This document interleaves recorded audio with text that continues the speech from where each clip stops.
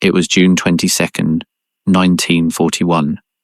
The sun was just beginning to peek over the steppes of Eastern Europe when more than 3 million German soldiers crossed the Soviet border in what would be the largest military invasion in the history of humanity. That morning, while the world slept, Adolf Hitler unleashed an operation so colossal, so ambitious, so devastatingly calculated that it intended to change the course of civilization forever. They called it Operation Barbarossa. And during the first few months, it seemed that nothing and no one could stop it. But here is the chilling fact that very few know. This operation, meticulously designed for more than a year by the most brilliant military minds of the Third Reich, was doomed to failure from the very beginning, and not for the reasons that most people believe. It was not just the Russian winter. It was not just the immensity of the territory. It was something much deeper, much more sinister, something that reveals the true nature of the Nazi regime and the paranoid mind of its leader. Before you get comfortable, take a moment to give the video a good like and subscribe, and tell me in the comments where you are listening to us from and what time it is for you. It's always fascinating to see who joins us from all parts of the world. What you are going to discover in the next few hours will completely change your understanding of the Second World War, because Barbarossa was not simply a military campaign. It was the most ambitious attempt ever conceived to reshape the map of the world, to exterminate entire populations, to create an empire that would last 1,000 years. And its failure did not only destroy the German army, it destroyed Hitler's megalomaniacal dream and sealed the fate of millions of people across the planet. Why did Hitler decide to invade his ally, the Soviet Union, when he was still at war with Great Britain? What secrets were kept in the original plans for Barbarossa that would have horrified even the German generals themselves? And how is it possible that the largest military operation of all time crumbled so catastrophically? The answers to these questions reveal a story of arrogance, planned genocide, fatal errors, and above all, the clash between two of the most brutal regimes of the 20th century. This is the complete story of Operation Barbarossa, the plan that was going to dominate the world, and failed. To truly understand the magnitude of what Hitler attempted to achieve with Barbarossa, we must go back in time and examine the roots of his obsession with the East. Because this invasion was not an impulsive decision, nor a response to changing circumstances. It was the fulfillment of a dream that Hitler had cultivated for decades, a vision he had captured in the pages of his political manifesto long before coming to power. In the cells of Landsberg prison, where he served a ridiculously short sentence for the failed Munich Putsch of 1923, Adolf Hitler dedicated his days to dictating the ideas that would shape the future of Europe. Sitting in his relatively comfortable cell, with the help of Rudolf Hess, the future Nazi leader wrote Mein Kampf, a book that many dismissed as the ramblings of a marginal extremist. But within those pages lay the germ of Barbarossa, Lebensraum, living space. These two words, borrowed from late 19th century German geopolitics, became the cornerstone of Hitlerian ideology. For Hitler, Germany needed to expand eastward to ensure its survival as a nation. The vast territories of Russia, with their endless wheat fields, their oil reserves, their mineral resources, represented the future of the German people. And the inhabitants of those lands, the Slavs, were considered by Nazi ideology as Untermenschen, subhumans who had to be subjugated, enslaved, or eliminated to make room for Germanic settlers. This was not a metaphor. It was not empty political rhetoric. It was a plan of extermination and colonization that Hitler intended to execute with industrial precision. But there is something that many historians have overlooked for decades, a detail that reveals the extent to which Operation Barbarossa was much more than a conventional military campaign. When German planners began designing the invasion in the summer of 1940, they received direct instructions from Hitler that left them astonished. It was not simply about defeating the Red Army. It was not about occupying Soviet territory. It was about something much more sinister. The so-called Hunger Plan, developed by State Secretary Herbert Bacher, coldly established that the German occupation of Soviet territory must result in the death by starvation of between 20 and 30 million people. Entire cities would be besieged and their inhabitants left to starve to death. Ukrainian crop fields would be exploited exclusively to feed the German population and the invading army. Soviet urban populations would simply disappear. Can you imagine the coldness necessary to plan something like this? Can you understand the magnitude of the horror that Hitler intended to unleash upon millions of families, children, the elderly, people whose only crime was having been born in the wrong place? This was the true face of Barbarossa. Not a conventional war between nations, but the first step of a planned genocide on a continental scale. But let's go back a little further. To understand how we arrived at June 1941, we must examine the events that preceded the invasion. And here is where the story becomes truly fascinating, because it reveals the contradictions, the deceptions, and the maneuvers that characterized Nazi foreign policy. On August 23, 1939, just a week before the outbreak of the Second World War, the world was stupefied by news that seemed impossible.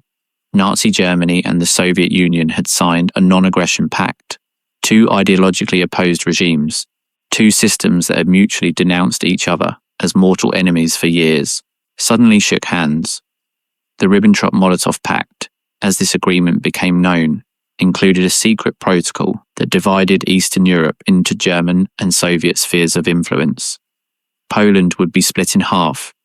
The Baltic countries would fall under the Soviet orbit. It was essentially an agreement between predators to divide up their victims. For Stalin, the pact represented time to modernize his army, devastated by the purges of the 1930s, time to prepare for a war he knew was inevitable. For Hitler, it represented freedom of action. With his eastern flank secured, he could focus on defeating France and Great Britain without fear of a two-front war. But here is the supreme irony. Hitler never intended to respect the pact. From the very moment he signed the agreement, he was already planning to betray Stalin. The pact was simply a tactical maneuver, a deception designed to buy time while German forces prepared for the real war, the war for the East. Why was Hitler so obsessed with destroying the Soviet Union? The reasons were multiple, interconnected, and revealed the depths of his ideology. First, there was the question of living space. Germany, according to Hitler, was a confined nation, strangled by artificial borders imposed by the Treaty of Versailles. To prosper, it needed to expand, and the only possible direction of expansion was toward the east, toward the vast expanses of Russia. Second, there was anti-Semitism. For Hitler, Bolshevism was a Jewish creation, a conspiracy designed to weaken European nations from within. The Soviet Union, in his twisted mind, was the center of this global conspiracy. Destroying the Soviet state meant destroying what he called Jewish Bolshevism. Third, there was economic necessity. Nazi Germany depended on imports of raw materials that could be interrupted by a British blockade, the oil fields of the Caucasus, the wheat of Ukraine, the minerals of the Urals.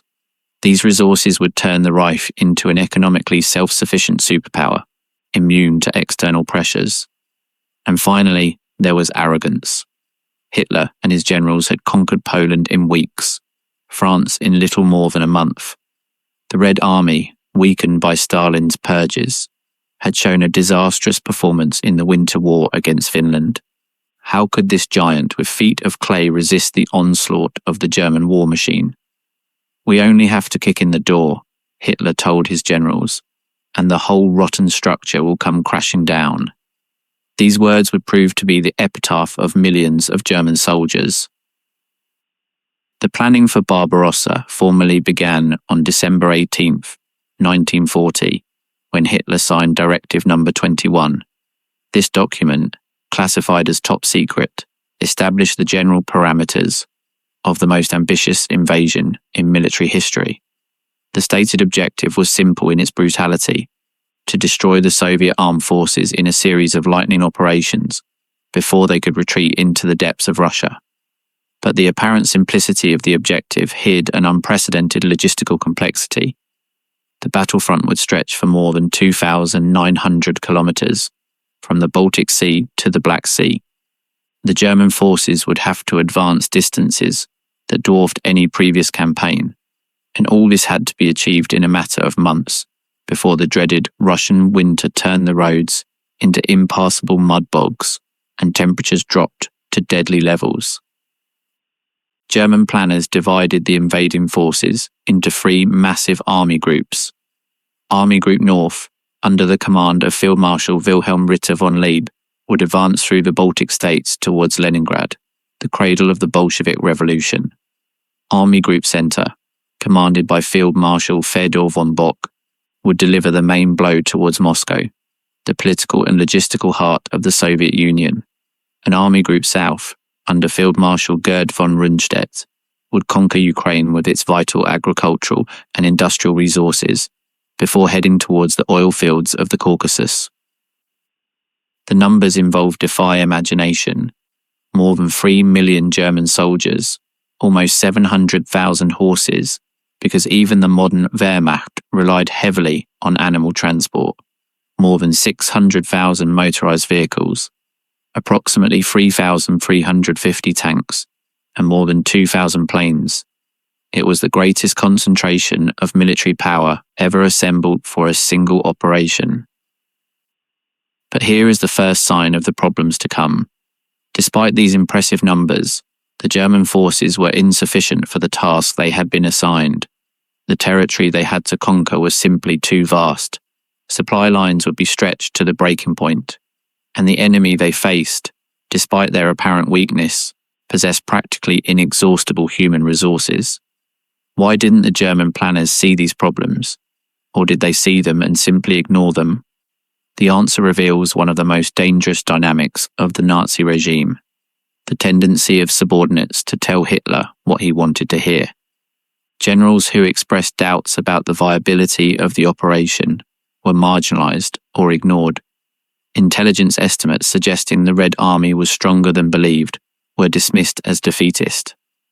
In Hitler's world, will conquered everything, and anyone who suggested otherwise was demonstrating weakness. This climate of adulation and self-deception would have catastrophic consequences. While the Germans completed their preparations, Joseph Stalin was receiving increasingly urgent warnings that the invasion was imminent.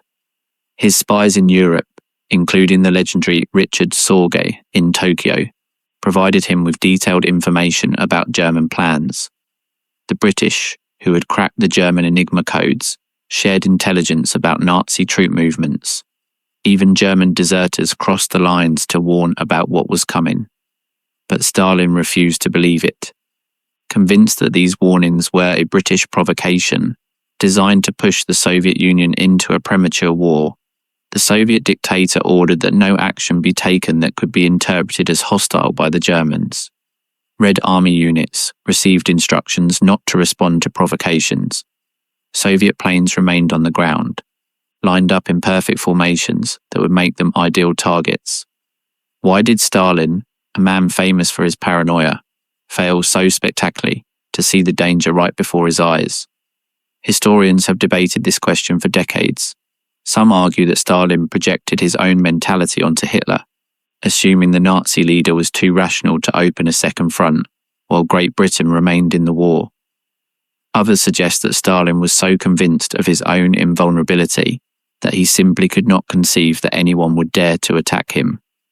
And still others point out that the purges of the 30s had eliminated so many competent officers that no one dared to contradict the dictator with bad news.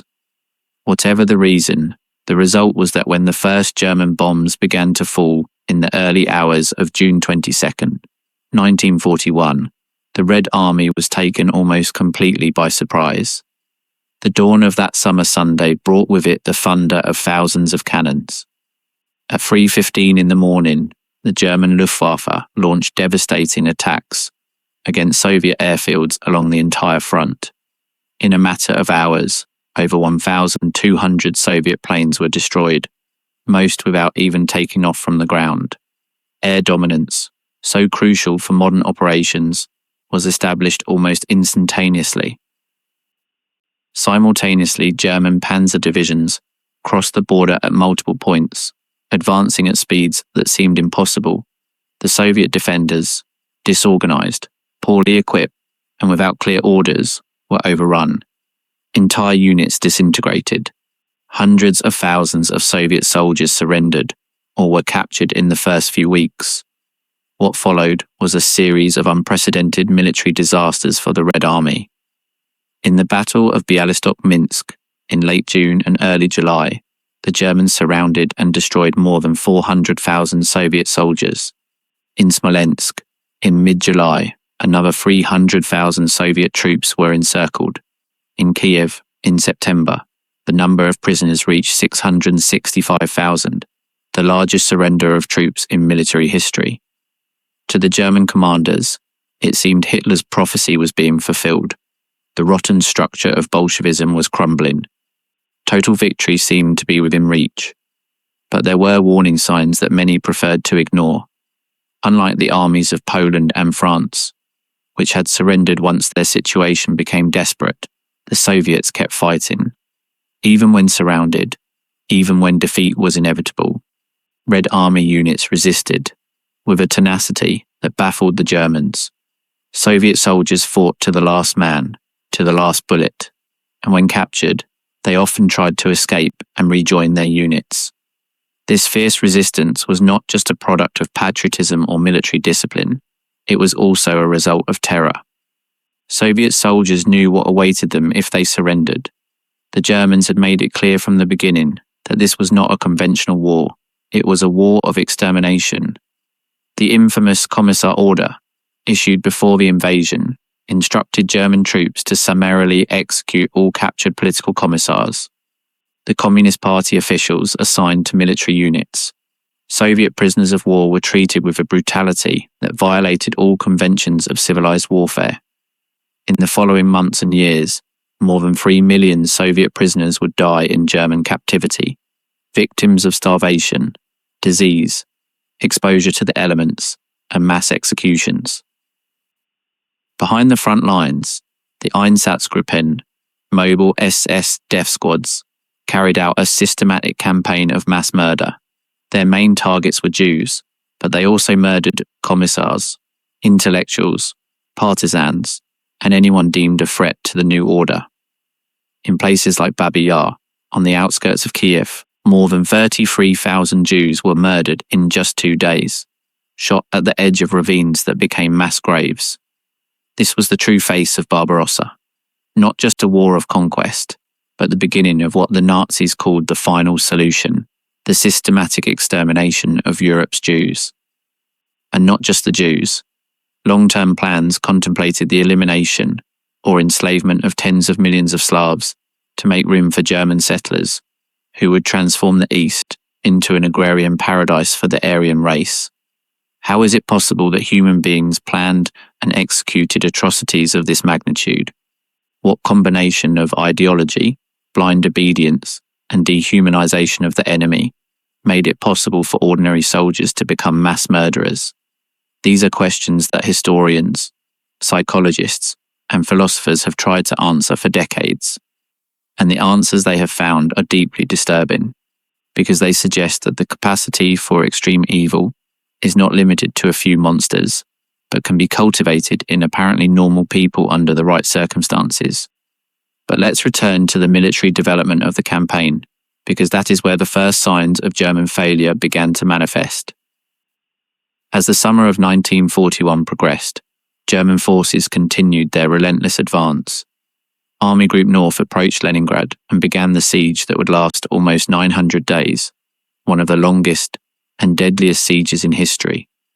Army Group Center advanced towards Smolensk and beyond, getting ever closer to Moscow. Army Group South conquered much of Ukraine, including the capital Kiev. But with every kilometer of advance, logistical problems multiplied. Supply lines, already stretching for hundreds of kilometers, became increasingly long and vulnerable. Soviet partisans, operating behind German lines, attacked convoys, sabotaged railways, and assassinated isolated soldiers. German vehicles, designed for the paved roads of Western Europe, broke down on Russian dirt roads, and the horses, on which the German army relied for transporting supplies, died by the thousands due to exhaustion and lack of forage. Here arises a crucial question that many historians have debated. Could Germany have won the war if it had made different strategic decisions? Was the defeat of Barbarossa inevitable, or were there moments when the course of history could have changed? Some argue that Hitler made fatal mistakes that squandered opportunities for victory. The most debated is his decision, in mid-August 1941, to divert forces from Army Group Center southward to help complete the encirclement of Kiev. This decision delayed the advance on Moscow by several crucial weeks, time that allowed the Soviets to reinforce the defenses of their capital. Others point out that German victory was always a fantasy. The Soviet Union simply had too many resources, too much strategic depth, too many soldiers. Even if the Germans had captured Moscow, Stalin probably would have continued the war from further east. Soviet industry evacuated to the Urals and beyond would have kept producing tanks and planes, and the Soviet people, fighting for their survival, would have kept resisting. Whatever the correct interpretation, the truth is that by late summer 1941, the first cracks began to appear in the German war machine. September arrived with its first rains, turning Russian dirt roads into impassable mud bogs. It was the beginning of the dreaded Rasputitsa, the mud season that preceded winter. Vehicles sank to their axles. Horses became exhausted dragging loads through the mud. The advance slowed almost to a halt. But Hitler was impatient. Moscow was less than 400 kilometers away. The enemy capital, the supreme prize, seemed within reach. On October 2nd, German forces launched Operation Typhoon, the final assault on Moscow. The initial results were spectacular. In the Battle of Vyazma-Bryansk, the Germans surrounded and destroyed more than 600,000 Soviet soldiers. The road to Moscow seemed open. In the Soviet capital, panic spread. Government officials burned documents. Citizens tried to flee eastward. It seemed the fall of the city was only a matter of days. But then came the winter. And with the winter came the most formidable general the Germans had faced, General Winter. Temperatures began to drop in mid-November, first to below zero, then to -10, then to -20, and they kept dropping. In some spots, temperatures reached -40 degrees Celsius. German soldiers, who had been sent to the front in summer uniforms because a quick victory was expected, began to freeze. Weapons jammed, engine oil solidified, tanks could not start. The wounded who could not be evacuated froze to death where they fell. And meanwhile, the Red Army was getting stronger. Fresh divisions arrived from Siberia, troops accustomed to the extreme cold and equipped to fight in it. Among these reinforcements were some of the best units of the Red Army, soldiers who had been kept in the east as a reserve against a possible Japanese invasion. But Richard Sorge, the Soviet spy in Tokyo, had informed Moscow that Japan would not attack. Stalin could bring his Siberian troops west. On December 5, 1941, the very day the Japanese were preparing to attack Pearl Harbor on the other side of the world, the Red Army launched a massive counteroffensive at the gates of Moscow. German lines, stretched to the limit and exhausted by months of combat, began to yield. In some sectors, German units were pushed back dozens of kilometers. For the first time since the beginning of the war, the Wehrmacht experienced a strategic defeat. The myth of its invincibility had been broken. Hitler, infuriated by the retreat, made a decision that would have lasting consequences. He relieved several of his most capable generals of command and personally assumed control of operations. From then on, he would make all major decisions. No commander could order a retreat without his express permission. This centralization of command was, in many ways, another nail in the coffin of German hopes for victory. Hitler, however gifted he was as a politician and propagandist, was no military genius. His interventions in tactical decisions were often disastrous, and his insistence on holding positions at all costs, even when retreat was the most sensible option, would result in unnecessary losses for the rest of the war. But in December 1941, Hitler's not one step back order probably prevented the German retreat from turning into a rout like the one Napoleon had suffered in 1812. German troops clung to their positions, suffering terribly but avoiding total collapse. The front line stabilized a few dozen kilometers from where it had been before the Soviet counter-offensive. The Battle of Moscow was over, and Germany had lost. But the war was far from over, and what followed was even bloodier, even more brutal, even more devastating. The year 1942 brought with it a new German offensive, this time directed southward towards the Caucasus oil fields that Hitler so desperately craved. The Battle of Stalingrad, fought between August 1942 and February 1943, would become the definitive turning point of the war in the East. But before reaching Stalingrad, we must examine what was happening behind the front lines, because that is where the true nature of the Nazi war of extermination manifested itself in all its horror. As German troops occupied Soviet territories, the Einsatzgruppen and other SS units intensified their mass murder operations. Jewish communities that had existed for centuries were exterminated in a matter of days or weeks. Entire villages were razed in retaliation for partisan activity. Soviet prisoners of war died by the hundreds of thousands in camps where they were denied adequate food, water, and shelter. In January 1942, senior Nazi officials met at a villa on the shores of Lake Wannsee, on the outskirts of Berlin, to coordinate what they euphemistically called the final solution to the Jewish question. Although the murder of Jews was already underway, the Wannsee Conference marked the formalization of the process, the creation of a bureaucracy of genocide that would operate with industrial efficiency. The extermination camps of Auschwitz-Birkenau, Treblinka, Sobibor, Belzec, Chelmno, and Majdanek began operating at full capacity. Trains loaded with Jews from all over occupied Europe arrived day and night. Those deemed fit for work were selected for forced labor that slowly killed them. The rest, the majority, were sent directly to the gas chambers. It is impossible to fully comprehend Operation Barbarossa without understanding this genocidal dimension.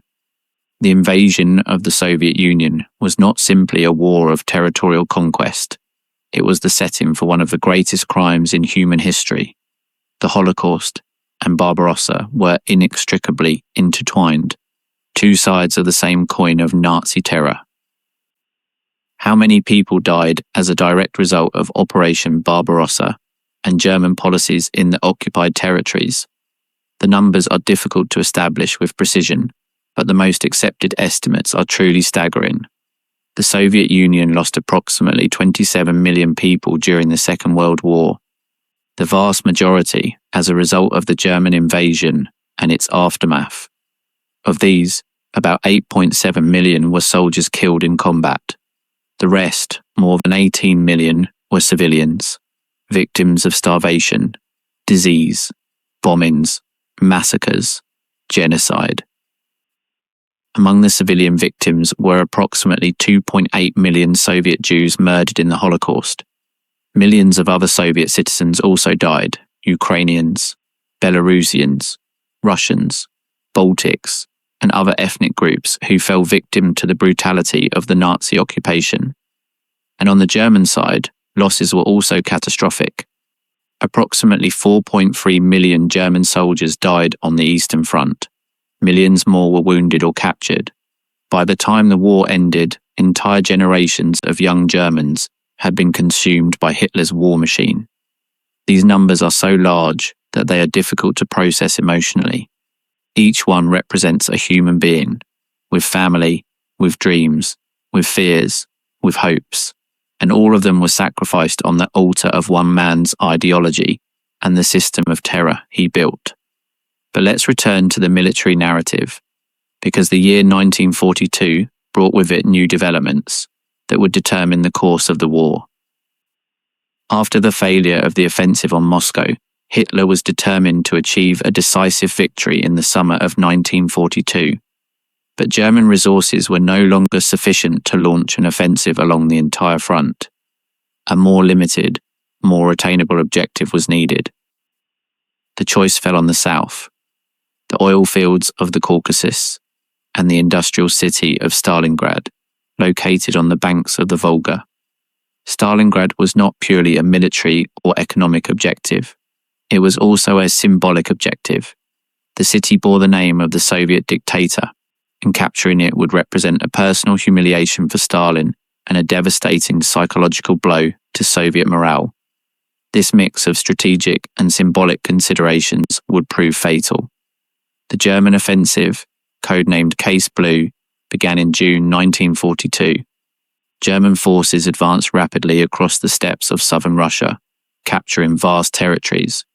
By late August, the German Sixth Army, under the command of General Friedrich Paulus, reached the outskirts of Stalingrad. What followed was one of the bloodiest battles in human history. The fight for Stalingrad lasted more than 5 months and cost the lives of more than 2 million people between combatants and civilians. The city's factories turned into battlefields. Soldiers fought from room to room, from floor to floor, from trench to trench. The life expectancy of a newly arrived soldier at the front was measured in hours. The Soviets, under the command of General Vasily Chuikov, employed a tactic they called hugging the enemy, keeping the lines so close to the German positions that Nazi aviation and artillery could not bomb without risking hitting their own troops. This tactic resulted in brutal, exhausting, but effective hand-to-hand combat. What do you think of the content? Do you like this type of video? Then comment the phrase, "I want more stories." That way you will encourage us to bring more historical topics and also help with the video's engagement, okay? Don't forget to subscribe to the channel, activate the bell, and leave your like so that YouTube continues to recommend our videos. Meanwhile, Soviet planners were preparing a surprise. In November 1942, they launched Operation Uranus, a massive pincer movement designed to surround the German forces in Stalingrad. The Soviet attacks hit the flanks of the Sixth Army, defended by Romanian, Hungarian, and Italian troops, who were less prepared and worse equipped than the Germans. Within days, the encirclement was complete. More than 300,000 German soldiers were trapped in a steadily shrinking pocket. Hitler, faithful to his doctrine of no retreat, ordered Paulus to hold out to the death. He promised that the Luftwaffe would supply the encircled army from the air. It was another empty promise. The Luftwaffe could never deliver even a fraction of the necessary supplies. German soldiers began to die of starvation, cold, and disease. Attempts to break the siege from the outside failed. On February 2nd, 1943, the last remnants of the Sixth Army surrendered. Paulus, newly promoted to Field Marshal by Hitler in the hope that he would prefer suicide to surrender, chose life over death. Approximately 91,000 German soldiers were taken prisoner. Of those, only about 5,000 would survive the Soviet prisoner camps to return to Germany years later. Stalingrad was the definitive turning point of the Second World War. From that moment on, the strategic initiative passed into Soviet hands. It was no longer a question of whether Germany would lose the war, but of how long it would take for that defeat to occur. But the road to Berlin would be long and bloody. The summer of 1943 brought with it the Battle of Kursk, the largest tank battle in history. Hitler, determined to regain the initiative, launched an offensive against a Soviet salient near the city of Kursk. But the Soviets had been warned of German plans thanks to intelligence obtained from British sources and their own spies. They built massive defences, with multiple lines of trenches, minefields, and artillery positions. When the German offensive, known as Operation Citadel, began on July 5, 1943, It encountered a prepared and resolute defense. For several weeks, German forces tried to penetrate Soviet lines, suffering devastating losses. On July 12th, in the Battle of Prokhorovka, hundreds of tanks from both sides clashed in an apocalyptic fight. The German offensive failed, and when the Soviets launched their own counteroffensive, German lines began to fall back. From Kursk onwards, the Red Army never stopped advancing. The Wehrmacht, exhausted and outnumbered, could only delay the inevitable. The following 2 years were a long and bloody German retreat. The Red Army recovered Ukraine, Belarus, the Baltic states. It liberated Poland, although liberation is a complicated term, given that the Soviets imposed their own oppressive regimes. It crossed the borders of the Reich and advanced toward the heart of Germany. Meanwhile, the Western Allies landed in Normandy in June 1944, opening a second front that accelerated the German collapse. From the west, American, British, Canadian, and other Allied forces advanced toward Germany. From the east, the Red Army continued its relentless march. By early 1945, it was evident to any rational observer that the war was lost for Germany. But Hitler, locked in his bunker beneath the Reich Chancellery in Berlin, refused to accept reality. He ordered counter-offensives with divisions that existed only on paper. He fantasized about miracle weapons that would change the course of the war. And meanwhile, millions of soldiers and civilians continued to die in a war that was already decided. On April 16, 1945, the Red Army launched the final offensive on Berlin. More than 2 million Soviet soldiers participated in the assault on the German capital. Resistance was fierce but futile. By April 30th, Soviet troops were just a few hundred meters from Hitler's bunker. That day, Adolf Hitler committed suicide by shooting himself in the head, while his newlywed wife, Eva Braun, took cyanide. Their bodies were incinerated by his aides in the Chancellery Garden, fulfilling Hitler's instructions to prevent his corpse from falling into enemy hands. On May 8, 1945, Germany surrendered unconditionally. The Second World War in Europe had ended. Operation Barbarossa, which had begun almost 4 years earlier with dreams of empire and world domination, had ended in the ruins of Berlin. Hitler's 1,000-year Reich had lasted barely 12, and the human cost of this madness had been unimaginable. Tens of millions dead, cities destroyed, countries devastated, the Holocaust. But there are lessons we must draw from this history, questions we must ask ourselves to prevent similar tragedies from recurring. How was it possible that such an evidently evil system came to power in a civilized nation like Germany? How is it that millions of people participated, directly or indirectly, in mass atrocities? And what warning signs should we look for to prevent the rise of new totalitarian movements?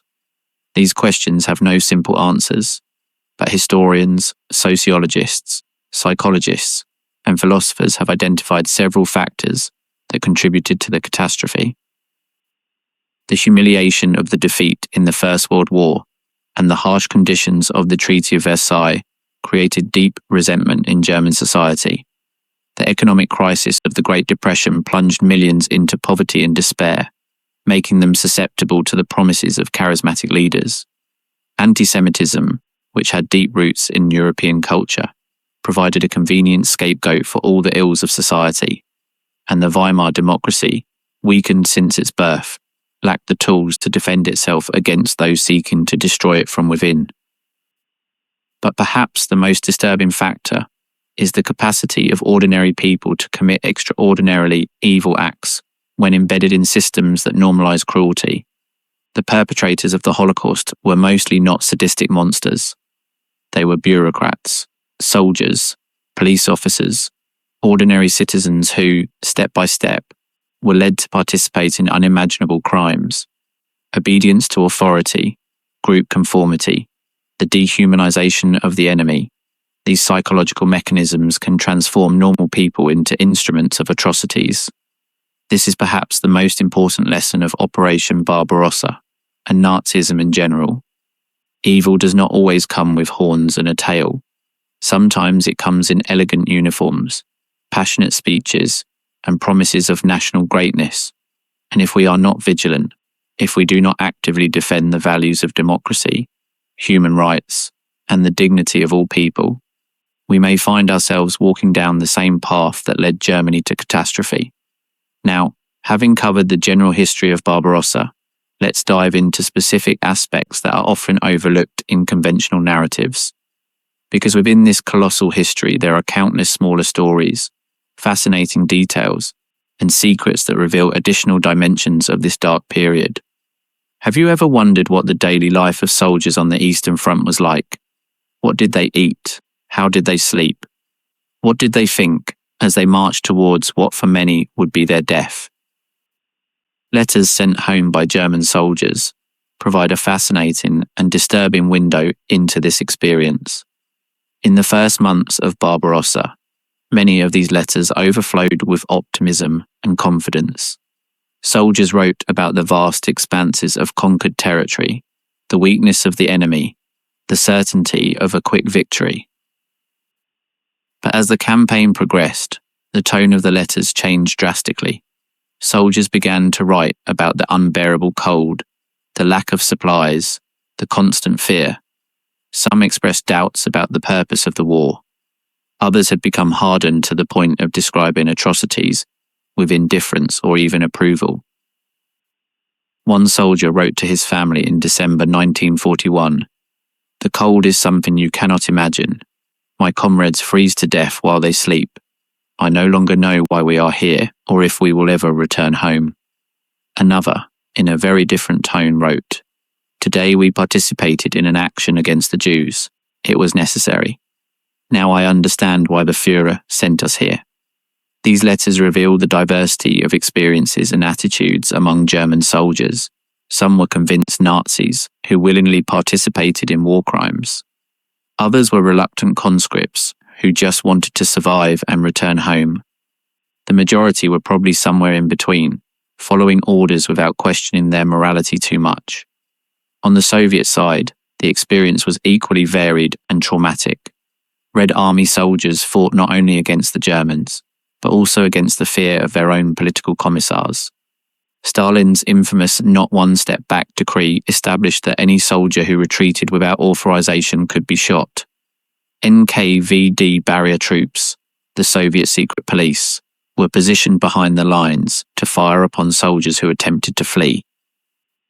Soviet prisoners of war liberated by the Germans or who escaped from the camps faced automatic suspicion of treason.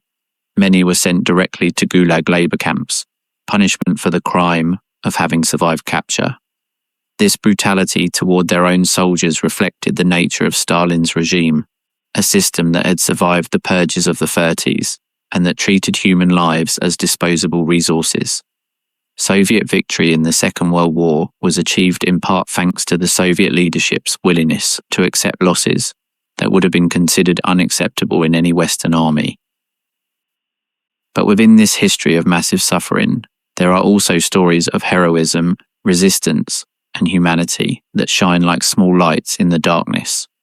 One of these stories is that of the Siege of Leningrad, which lasted from September 1941 to January 1944, almost 900 days. During this time, more than 1 million civilians died, mostly of starvation. Rations were reduced to starvation levels. Residents ate wallpaper for its glue, belt leather, even corpses in some desperate cases. And yet, the city did not surrender. Factories continued producing weapons, even though their workers could barely stand. The Leningrad Symphony Orchestra performed Shostakovich's Seventh Symphony, a work composed during the siege, as an act of cultural defiance against the Nazi besiegers. Residents kept the city functioning despite everything, digging trenches, putting out fires, burying the dead. The Siege of Leningrad is a story of unimaginable suffering, but also of human endurance in the face of extreme adversity. The city's residents refused to be broken, despite everything the Nazis did to destroy them. Another fascinating story is that of the Soviet partisans operating behind German lines. These guerrillas, composed of Soviet soldiers who had been trapped behind the German advance, local civilians, and committed communists, carried out a campaign of sabotage and resistance that caused enormous problems for the occupiers. Partisans blew up railways, ambushed convoys, assassinated collaborators, and gathered intelligence for the Red Army. Their presence forced the Germans to divert significant troops for security duties, troops that could have been used on the front. The German response to partisan activity was brutal. Entire villages were burned, and their inhabitants massacred in retaliation for partisan attacks. These atrocities, far from pacifying the population, often pushed more people to join the resistance. It was a cycle of violence that only benefited those who wanted to prolong the conflict.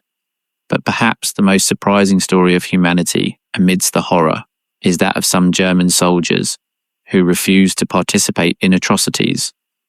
Although they were a minority, there were officers and soldiers who protested against criminal orders, who protected Jewish civilians, who treated prisoners of war with decency. One of these individuals was Wilhelm Hosenfeld, a German officer stationed in Warsaw, who helped several Jews hide and survive, including the famous pianist Władysław Szpilman, whose story was brought to cinema in Roman Polanski's The Pianist.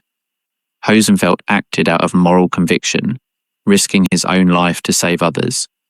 These stories of moral resistance are important because they demonstrate that even in the most extreme circumstances, individual choice still exists. Not all Germans were complicit in Nazi crimes. Some chose humanity over obedience, even when that choice could cost them everything. Let us now explore another fascinating aspect of Barbarossa, the technological dimension of the war. Because the conflict on the Eastern Front was also a clash between different weapons development philosophies and different approaches to industrialized warfare. When Barbarossa began, the German Wehrmacht was considered the most advanced military force in the world. Its blitzkrieg tactics had demolished the armies of Poland, France, and other countries in weeks. Its tanks, planes, and artillery represented the best of German military engineering.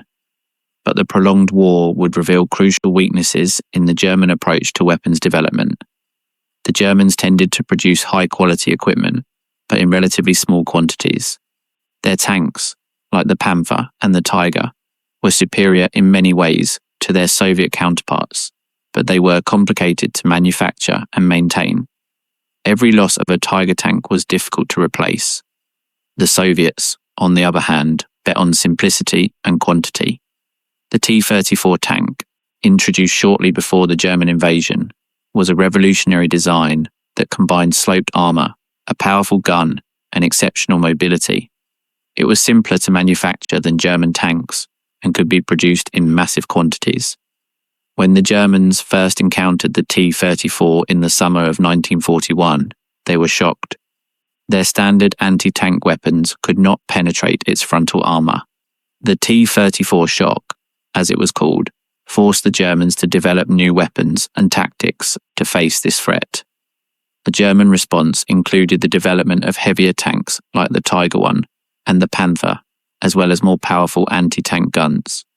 These weapons were formidable, but they arrived too late and in insufficient numbers to change the course of the war. For every Tiger the Germans produced, the Soviets manufactured 10 T-34s. This disparity in production reflected a deeper truth about industrialized warfare. In a prolonged war of attrition, production capacity is just as important as the quality of equipment. And in this area, the Soviet Union demonstrated remarkable capability.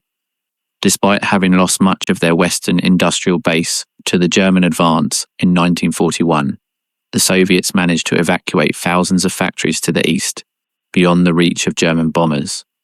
In the Urals, in Siberia, in Central Asia, these factories were rebuilt and put into operation with astonishing speed. By 1942, Soviet arms production already surpassed German production in almost all categories. This industrial effort was made possible by the massive sacrifice of the Soviet civilian population. Factory workers, many of them women and teenagers, replacing men sent to the front, worked shifts of 12 hours or more, 6 or 7 days a week. Living conditions were miserable, food was scarce, accidents were frequent. But production continued, because the alternative was annihilation. On the German side, economic mobilization for the war was surprisingly late and incomplete. Hitler, fearing that excessive privations might undermine popular support for the regime, long resisted the austerity measures that would have increased arms production. It was not until 1943, after the defeat at Stalingrad, that Germany finally mobilized for total war. Albert Speer, appointed Minister of Armaments in 1942, achieved dramatic increases in German production despite increasingly intense Allied bombing. But these increases came too late to change the outcome of the war. The material advantage of the Allies was simply insurmountable. Another fascinating technological aspect of the war in the East was the intelligence war. Both sides employed spies, code breaking, and deception operations to gain advantages over the enemy. On the Soviet side, the espionage network known as the Red Orchestra provided valuable information about German plans and capabilities. Spies like Richard Sorge in Tokyo and members of the Lucy-Rin in Switzerland transmitted crucial intelligence to Moscow, including warnings about the Barbarossa invasion that Stalin faithfully ignored. The Germans, for their part, had initial successes in deciphering Soviet communications, but they systematically underestimated the resilience and reserves of the enemy. German intelligence on the Soviet Union was plagued by ideological errors and prejudices. Analysts tended to see what they wanted to see, confirming Nazi stereotypes about Slavic inferiority, rather than objectively evaluating Soviet capabilities. This intelligence failure contributed to many of the German strategic errors during the campaign. If Hitler and his generals had had a more accurate picture of Soviet resources, perhaps they would have reconsidered the viability of the invasion, or perhaps not.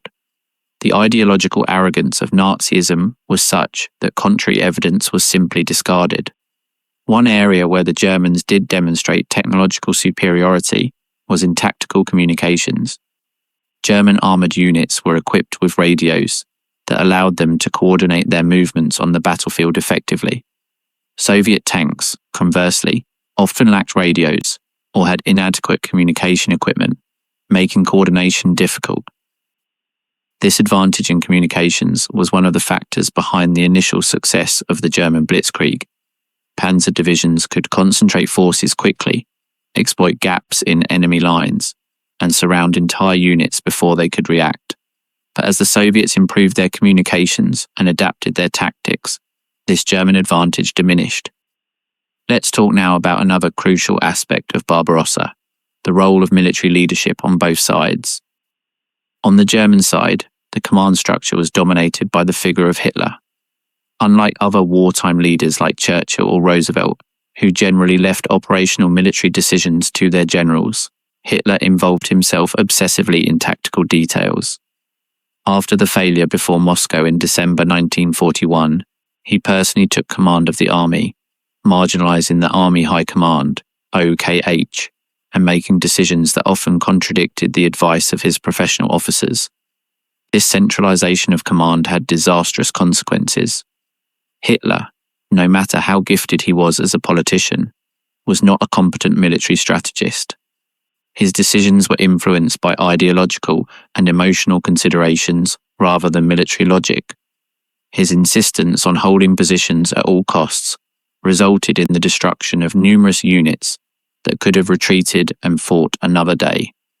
German generals who dared to contradict Hitler were marginalized or fired. Those who remained in command positions learned to tell the Führer what he wanted to hear, or at least not to contradict him openly.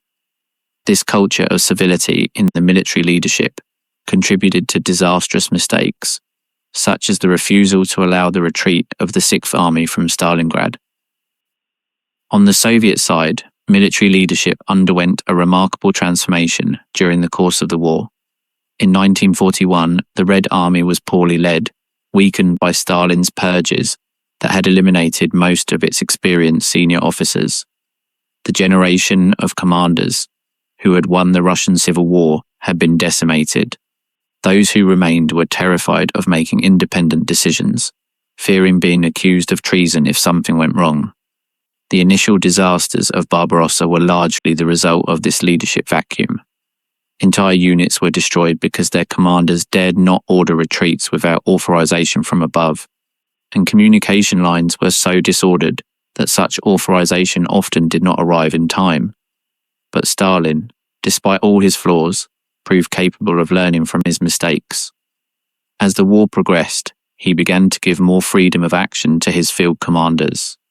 A new generation of Soviet generals emerged, men like Georgy Zhukov, Konstantin Rokossovsky, Ivan Konev, and Alexander Vasilevsky, who proved to be capable planners and commanders.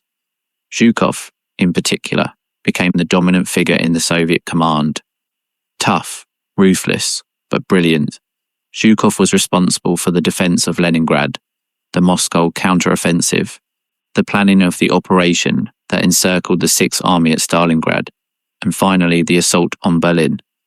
Stalin, who normally tolerated no rivals, recognized Zhukov's genius and gave him a freedom of action he denied to others. The evolution of Soviet military leadership is one of the keys to understanding why Germany lost the war. In 1941, the Wehrmacht faced a poorly led and disorganized army. By 1944, it faced a military machine that had learned from its mistakes and that now surpassed the Germans, not only in numbers, but also in tactical and operational competence. Let us explore now an aspect of Barbarossa that is often overlooked, the role of Germany's allies in the invasion. The German Wehrmacht did not fight alone on the Eastern Front. Germany was accompanied by contingents from several Axis allied countries: Romania, Hungary, Italy, Finland, Slovakia, and Croatia contributed troops to the invasion. But the relationship between these allies and Germany was complex, marked by mutual distrust, divergent objectives, and an unequal distribution of burdens and rewards. Romania was Germany's most important ally on the Eastern Front, contributing more than 600,000 soldiers at the height of its participation. The Romanian dictator Ion Antonescu had his own motives for joining the war: to recover Bessarabia and northern Bukovina, territories that the Soviet Union had annexed in 1940 under the terms of the Ribbentrop-Molotov Pact.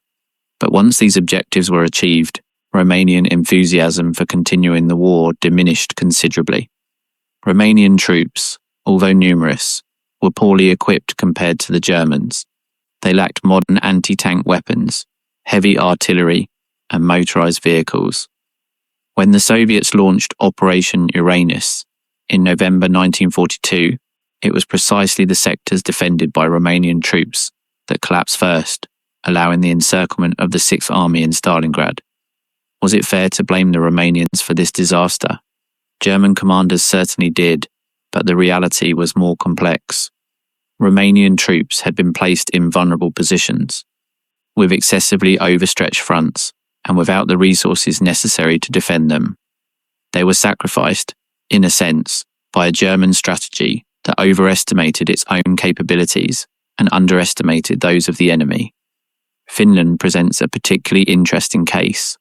The Finns did not consider themselves allies of Germany, but co-belligerents, fighting their own separate war against the Soviet Union. Their goal was to recover the territories lost in the Winter War of 1939 to 1940, not to help Hitler conquer the world. This distinction might seem semantic, but it had real consequences. Finnish troops advanced to the pre-1939 borders, and then, for the most part, stopped. They refused to actively participate in the siege of Leningrad, despite German pressures. And when the course of the war changed, Finland sought a separate peace with the Soviet Union, abandoning the war in 1944. Italy, for its part, sent a significant contingent to the Eastern Front, reaching over 200,000 soldiers in 1942. But the Italian troops were even worse equipped than the Romanians, and their morale was low. Many Italian soldiers did not understand why they were fighting on the Russian steppes, so far from their homeland. The Italian retreat from the Don in the winter of 1942 to 1943 was one of the most tragic pages of Italian military history, with tens of thousands of soldiers dying of cold, hunger, and exhaustion. But there is a story within this story that is rarely told, a story that reveals the hidden tensions within the Axis alliance and that foreshadowed its eventual collapse.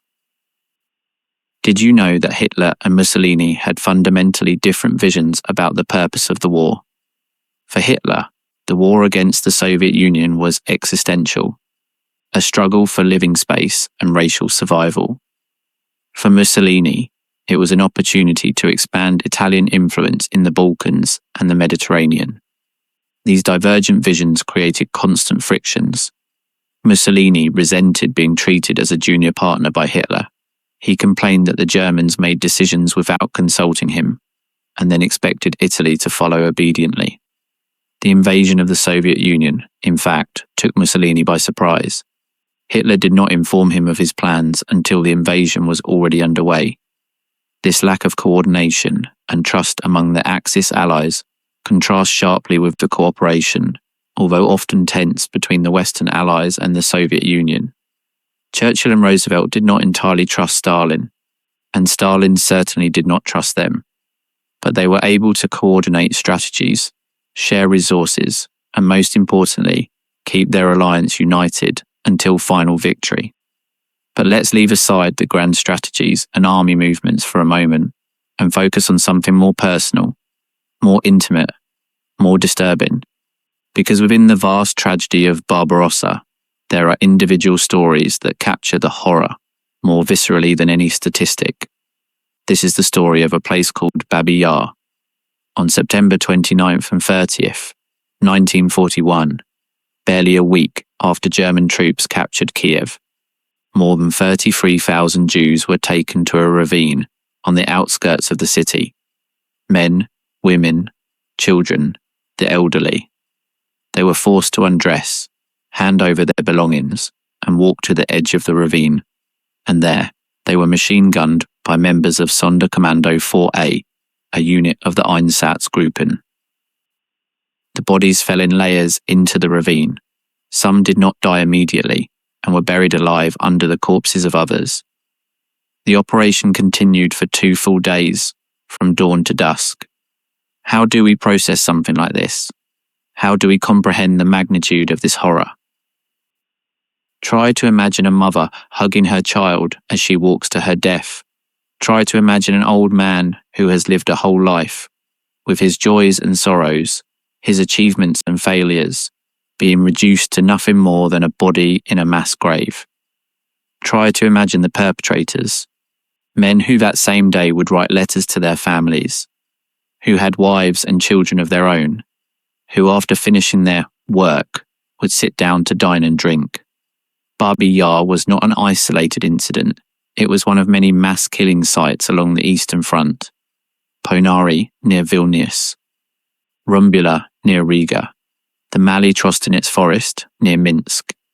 Each of these names represents thousands, sometimes tens of thousands, of human lives extinguished with industrial brutality. These murders were not carried out by isolated fanatics, but by organized units following systematic orders. The Holocaust in the East was a bureaucratic crime, planned in offices, executed with schedules and quotas, documented in coldly detailed reports. One of the most disturbing aspects of these crimes is how many people participated or witnessed them. The Einsatzgruppen were relatively small, about 3,000 people in total, but they received support from Wehrmacht units, the Order Police, and local collaborators. The killings often took place in plain sight of civilian populations. Secrecy, so important for the operations of the extermination camps in Poland, was much more difficult to maintain on the Eastern Front. How is it possible that so many people participated or remained silent? This question has obsessed historians, psychologists, and philosophers since the end of the war. The answers they have found are complex and in many ways terrifying. Some perpetrators were convinced anti-Semites, who genuinely believed they were doing something necessary and good. Others acted out of obedience to authority, following orders without questioning them. Still others were motivated by opportunism, fear, peer pressure, the desire to conform. The psychologist Stanley Milgram, inspired by the trial of Adolf Eichmann, conducted a series of experiments in the 1960s that demonstrated how easily ordinary people can be led to commit cruel acts when an authority figure orders them to do so. His findings were disturbing. Most of the participants in his experiments were willing to administer what they believed were potentially lethal electrical shocks to other people, simply because a researcher in a white coat told them to do it. These experiments do not excuse the crimes of the Holocaust. The moral responsibility of the perpetrators remains absolute, but they do suggest that the capacity for evil is not limited to exceptional monsters. It is present, latent, in the majority of human beings, and under the right circumstances, it can be activated. This is perhaps the most terrifying lesson of Barbarossa and the Holocaust. Evil does not always have a monstrous face. Sometimes it has the face of a neighbour, a co-worker, a family father, and if we are not vigilant, if we do not actively cultivate our capacity for critical thinking and empathy, we can find ourselves participating in atrocities without even realising what we are doing. But now let us shift the focus to another aspect of Barbarossa that deserves attention: the stories of resistance and survival that emerge from the darkness. Because even in the darkest moments of human history, there are flashes of light. There are people who refused to be complicit, who risked everything to help others, who maintained their humanity when everything around them was crumbling. Do you know the story of the righteous among the nations? This is the honorary title awarded by the State of Israel to non-Jews who risked their lives to save Jews during the Holocaust. To date, more than 28,000 people from over 50 countries have been recognized as righteous, and many more were never identified, their acts of heroism lost in the immensity of the catastrophe. In the occupied Soviet territories, saving Jews was extraordinarily dangerous. Unlike Western Europe, where there was some legal structure that could provide certain protection, the Eastern Front was an extermination zone where normal rules did not apply. Anyone hiding a Jew risked not only their own life, but that of their entire family. And yet, there were those who did it. In Belarus, a peasant family hid a Jewish girl for more than 2 years, treating her like their own daughter, despite the constant risk of discovery. In Ukraine, an Orthodox priest issued fake baptismal certificates that allowed Jews to pass as Christians. In Lithuania, a group of nuns hid Jewish children in their convent, declaring them Catholic orphans. Each of these stories is a testament to the human spirit, to the capacity to choose good even when evil seems omnipotent. But it would be a mistake to over-romanticize these stories. For every person who helped, there were many more who looked the other way, who actively collaborated with the occupiers, who denounced their neighbours for a handful of money or to avoid trouble. The Holocaust would not have been possible without the participation or passivity of millions of ordinary people.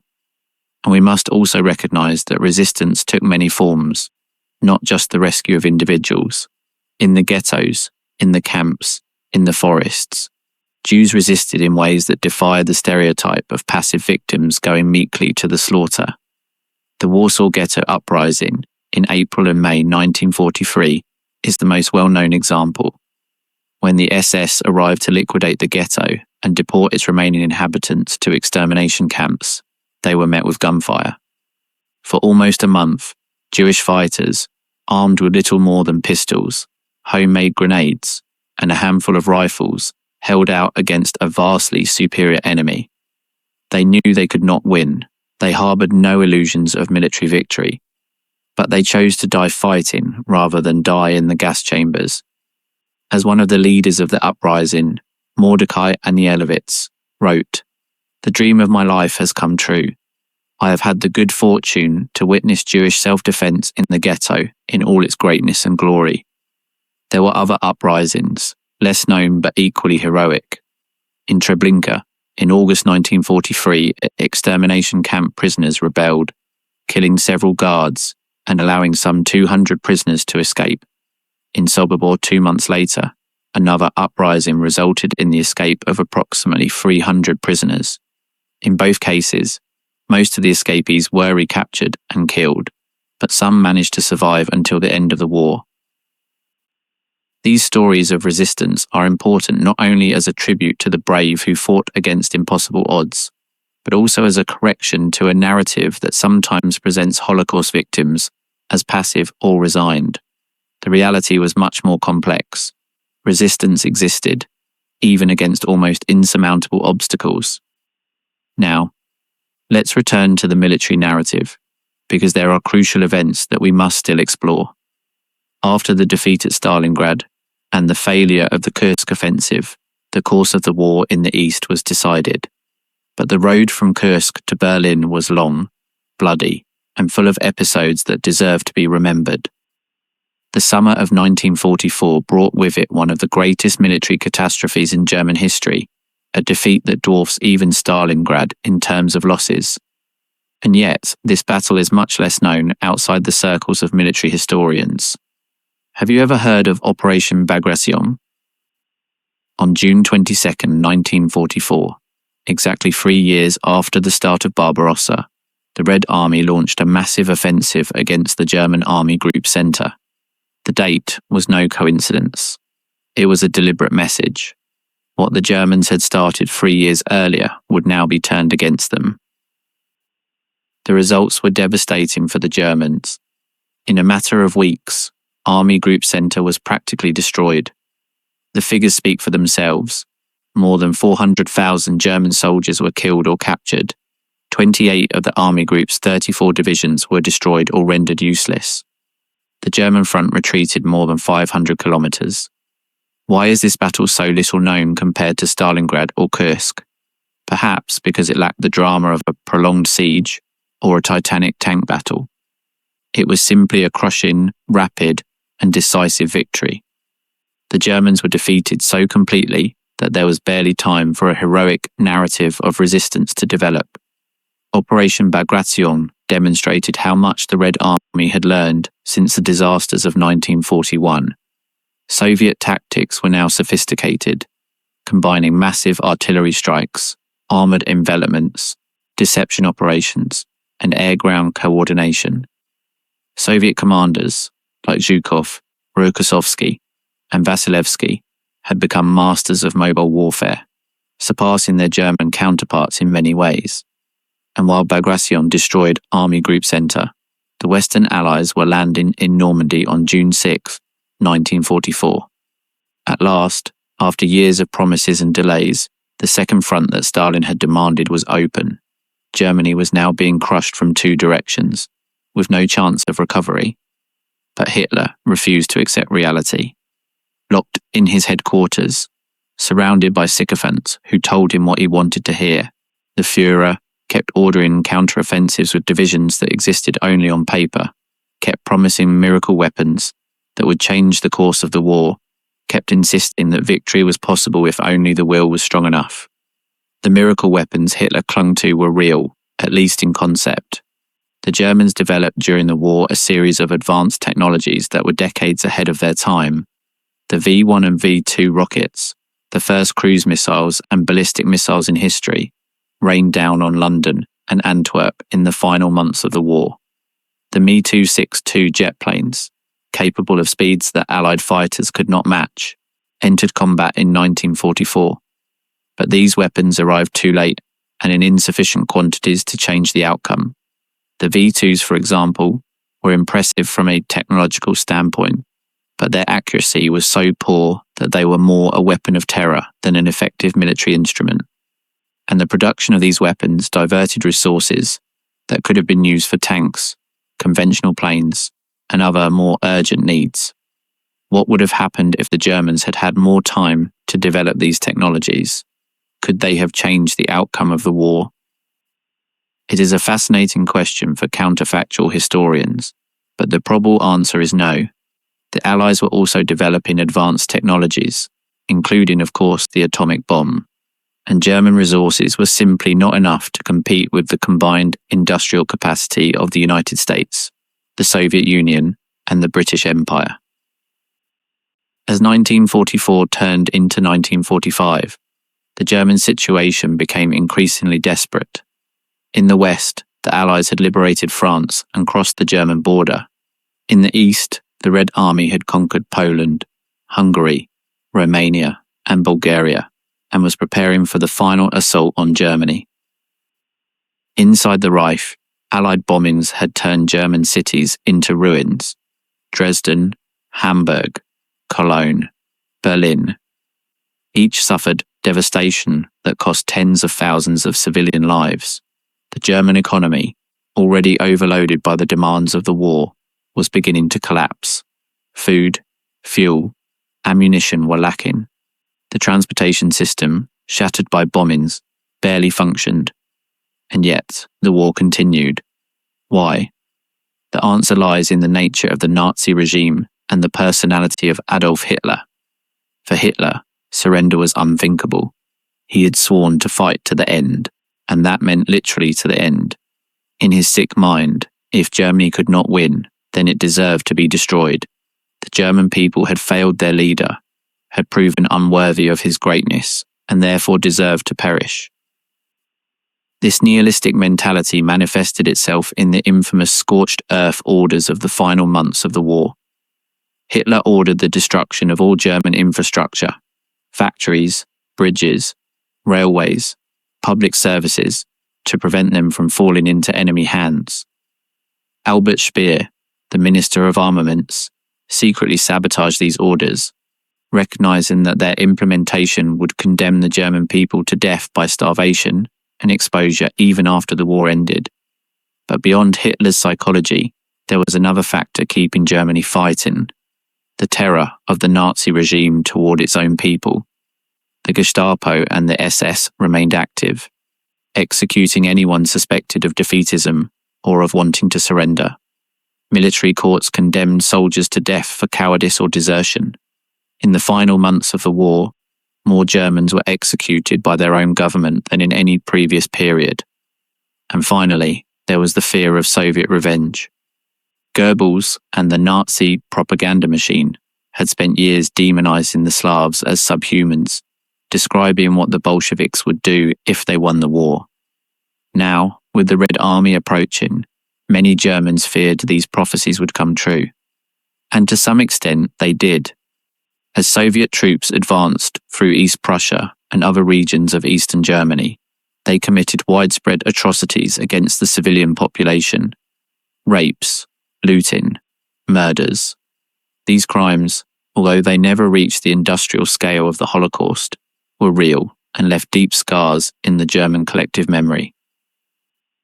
Were these acts of revenge understandable, given the atrocities the Germans had committed on Soviet territory?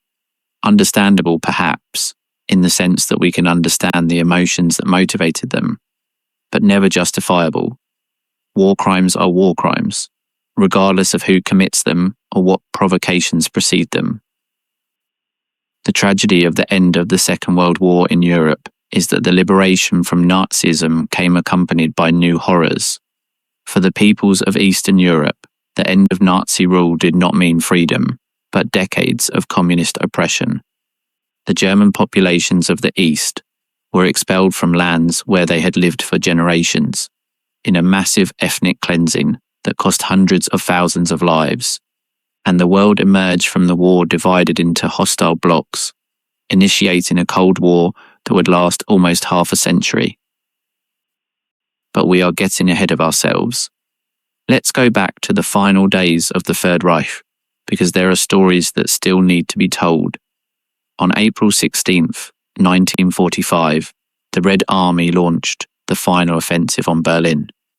More than 2 million Soviet soldiers, supported by thousands of tanks, planes, and artillery pieces, converged on the German capital from multiple directions. The defense of Berlin was desperate and futile. The available German forces were a shadow of what they had been: exhausted units, Volkssturm militiamen composed of old men and teenagers, some members of the Hitler Youth who barely knew how to handle a weapon. Against the overwhelming Soviet superiority, they had no chance. And yet, they fought, not because they believed they could win, but because they had no other choice. Nazi propaganda had convinced many that surrender meant certain death, and the orders of commanders, backed by the threat of summary execution, left no alternative. The battle for Berlin was brutal. Urban combat, house to house, street to street, is the bloodiest form of warfare. Losses were enormous on both sides. It is estimated that the Soviets suffered over 80,000 dead in the battle, plus hundreds of thousands wounded.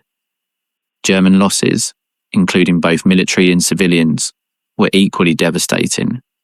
For Berlin civilians, those days were a hell, taking refuge in basements and subway stations, without water, without electricity, without food, listening to the constant roar of artillery and the relentless advance of Soviet troops. Many committed suicide, fearing what would come when the soldiers arrived. And then the end came. On April 30th, 1945, while Soviet troops fought less than a kilometre from the Chancellery, Adolf Hitler married Eva Braun in a brief, sombre ceremony in their underground bunker. The next day, after having lunch with his secretaries, Hitler and his new wife retired to their private quarters. Eva Braun took a cyanide capsule. Adolf Hitler shot himself in the head with a Walter pistol. Their bodies were carried to the Chancellery garden, doused with gasoline and burned, fulfilling Hitler's instructions that his corpse not fall into enemy hands. The remains were buried in a bomb crater and later found by the Soviets, who kept the discovery a secret for years. Thus ended the life of the man who had plunged the world into the most destructive war in history. Without glory, without greatness, hiding in a hole underground while his 1,000-year empire crumbled around him. The architect of Operation Barbarossa, the author of Mein Kampf, the leader of the Third Reich, died like a coward, escaping the consequences of his actions through suicide. What did he think in those final moments? Did he have any flash of regret, any recognition of the incalculable suffering he had caused? Probably not. To the end, Hitler remained convinced of his own greatness, blaming everyone but himself for the defeat. In his political testament, dictated the day before his death, he continued to rant against the Jews, continued to insist that he had been betrayed by incompetent generals and weak allies. Hitler's death did not immediately end the war. Admiral Karl Dönitz, designated by Hitler as his successor, assumed leadership of what remained of the Reich and continued the fight for another week, mainly to allow as many Germans as possible to escape west and surrender to the Western Allies rather than the Soviets. On May 2nd, 1945, Berlin surrendered. On May 8th, representatives of the German High Command signed the unconditional surrender of all German armed forces. On May 9th, known as Victory Day in Russia, the war in Europe had officially ended. But the reverberations of Barbarossa and the Second World War would continue for decades, shaping the world we live in today. What were the long-term consequences of Operation Barbarossa? How did the invasion change the course of world history? Let's start with the most obvious, the destruction of Nazism as a political force. Hitler's regime, which had seemed so invincible in 1940, was completely annihilated. Germany was occupied, divided, demilitarized. The main war criminals were tried at Nuremberg and many were executed. Nazi ideology was discredited so completely that for decades it was relegated to the most extreme fringes of politics. But the defeat of Nazism came accompanied by the expansion of Soviet communism. The countries of Eastern Europe, liberated by the Red Army, became satellite states of the Soviet Union, governed by communist regimes imposed from Moscow. The Iron Curtain divided Europe, creating a border that would last until 1989. The Cold War, the ideological and geopolitical conflict between the United States and the Soviet Union that dominated world politics for nearly half a century, was in many ways a direct consequence of the Second World War and Barbarossa. The patterns of occupation established in 1945 determined the superpowers' spheres of influence for decades to come. For the Soviet Union, victory in what they called the Great Patriotic War became the central event of national identity. The sacrifice of the 27 million who died was used to legitimize the communist regime, to justify the militarization of society, to demand absolute loyalty to the state. To this day, Victory Day remains the most important holiday on the Russian calendar, a reminder of the bloodshed to defeat fascism. For Germany, the legacy of Barbarossa and the Holocaust is more complicated. Post-war German society had to grapple with the impossible question of how a civilized people had committed such monstrous crimes.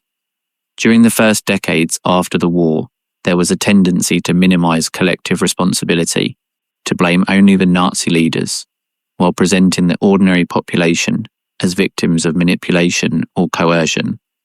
But over time, and especially from the 1960s onward, a new generation of Germans began to confront the Nazi past more directly.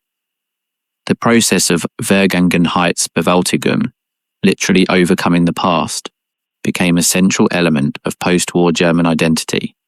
Memorials, museums, educational programs, laws against Holocaust denial.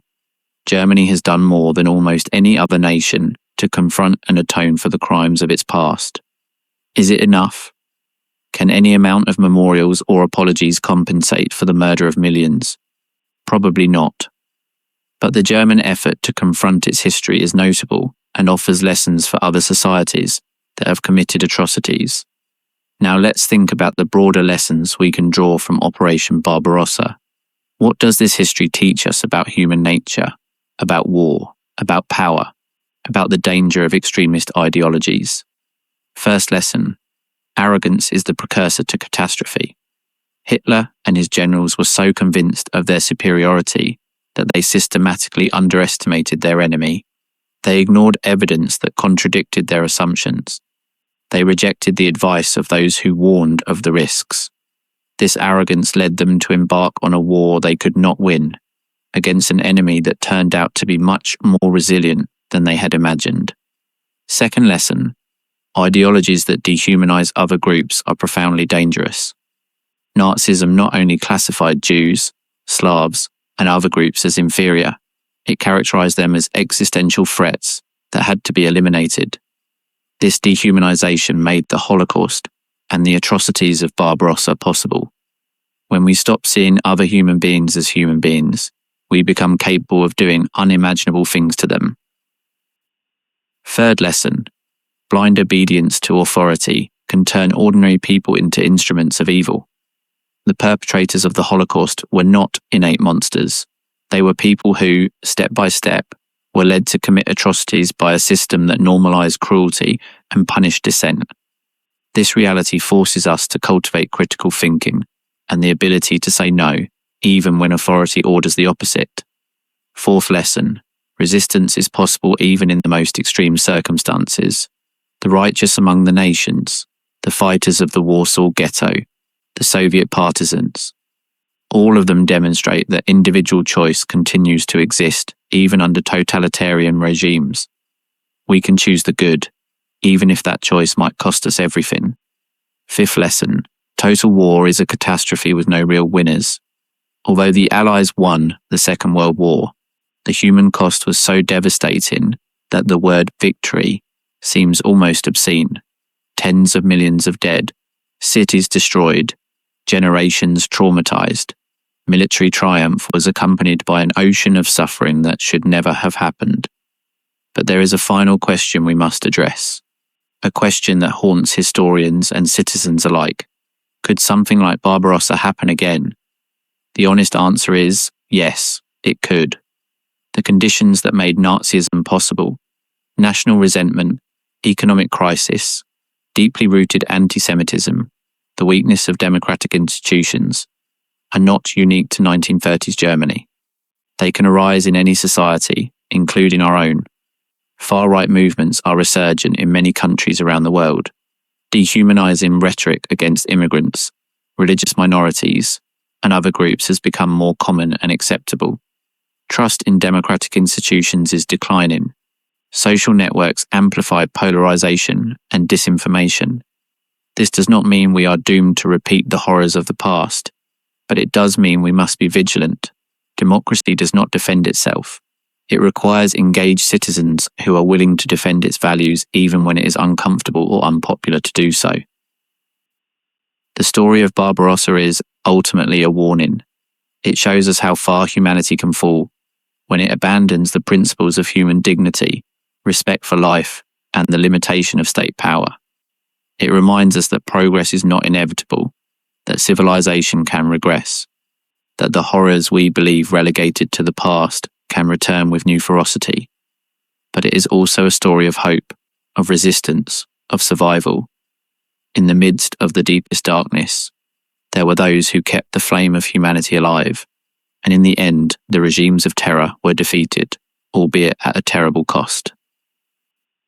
This is the paradox of the history of Barbarossa.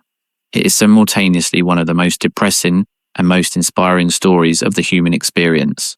It shows us the worst of what we are capable of, but also the best. And it challenges us to choose, in our own lives and in our own circumstances, which part of that history we want to continue. Now let's delve into some lesser-known aspects of Operation Barbarossa that reveal fascinating dimensions of this colossal conflict. Have you ever wondered how the logistics of an invasion of this magnitude worked? How do you feed 3 million soldiers? How do you supply ammunition, fuel, spare parts for vehicles, medical care? The answers to these questions reveal both the organizational ingenuity and the fatal limitations of the German effort. The German army of 1941 was a curious mix of the modern and the antiquated. The panzer and motorized divisions, which received most of the media attention then as now, represented only a fraction of the army. Most infantry divisions relied on horses for supply transport, just like the armies of the previous century. This reliance on horses was not a simple anachronism. It was a conscious decision based on the limitations of German industrial production. There simply weren't enough motorized vehicles to equip the entire army, and horses, although slower, had the advantage of being able to feed on local forage and being easier to maintain in field conditions. But horses also had critical disadvantages. They could not keep pace with motorized units, creating a growing gap between the armored vanguards and the infantry that was supposed to follow them. They required massive amounts of food and water. And they died in huge numbers due to exhaustion, disease, and the harsh conditions of the Eastern Front. It is estimated that more than 750,000 German horses died during Operation Barbarossa and its aftermath. This figure, although less emotionally impactful than human losses, gives an idea of the scale of the logistical catastrophe faced by the German army. The railway system was the backbone of German supply, but it presented a critical problem. Soviet railways used a different track gauge than the European standard.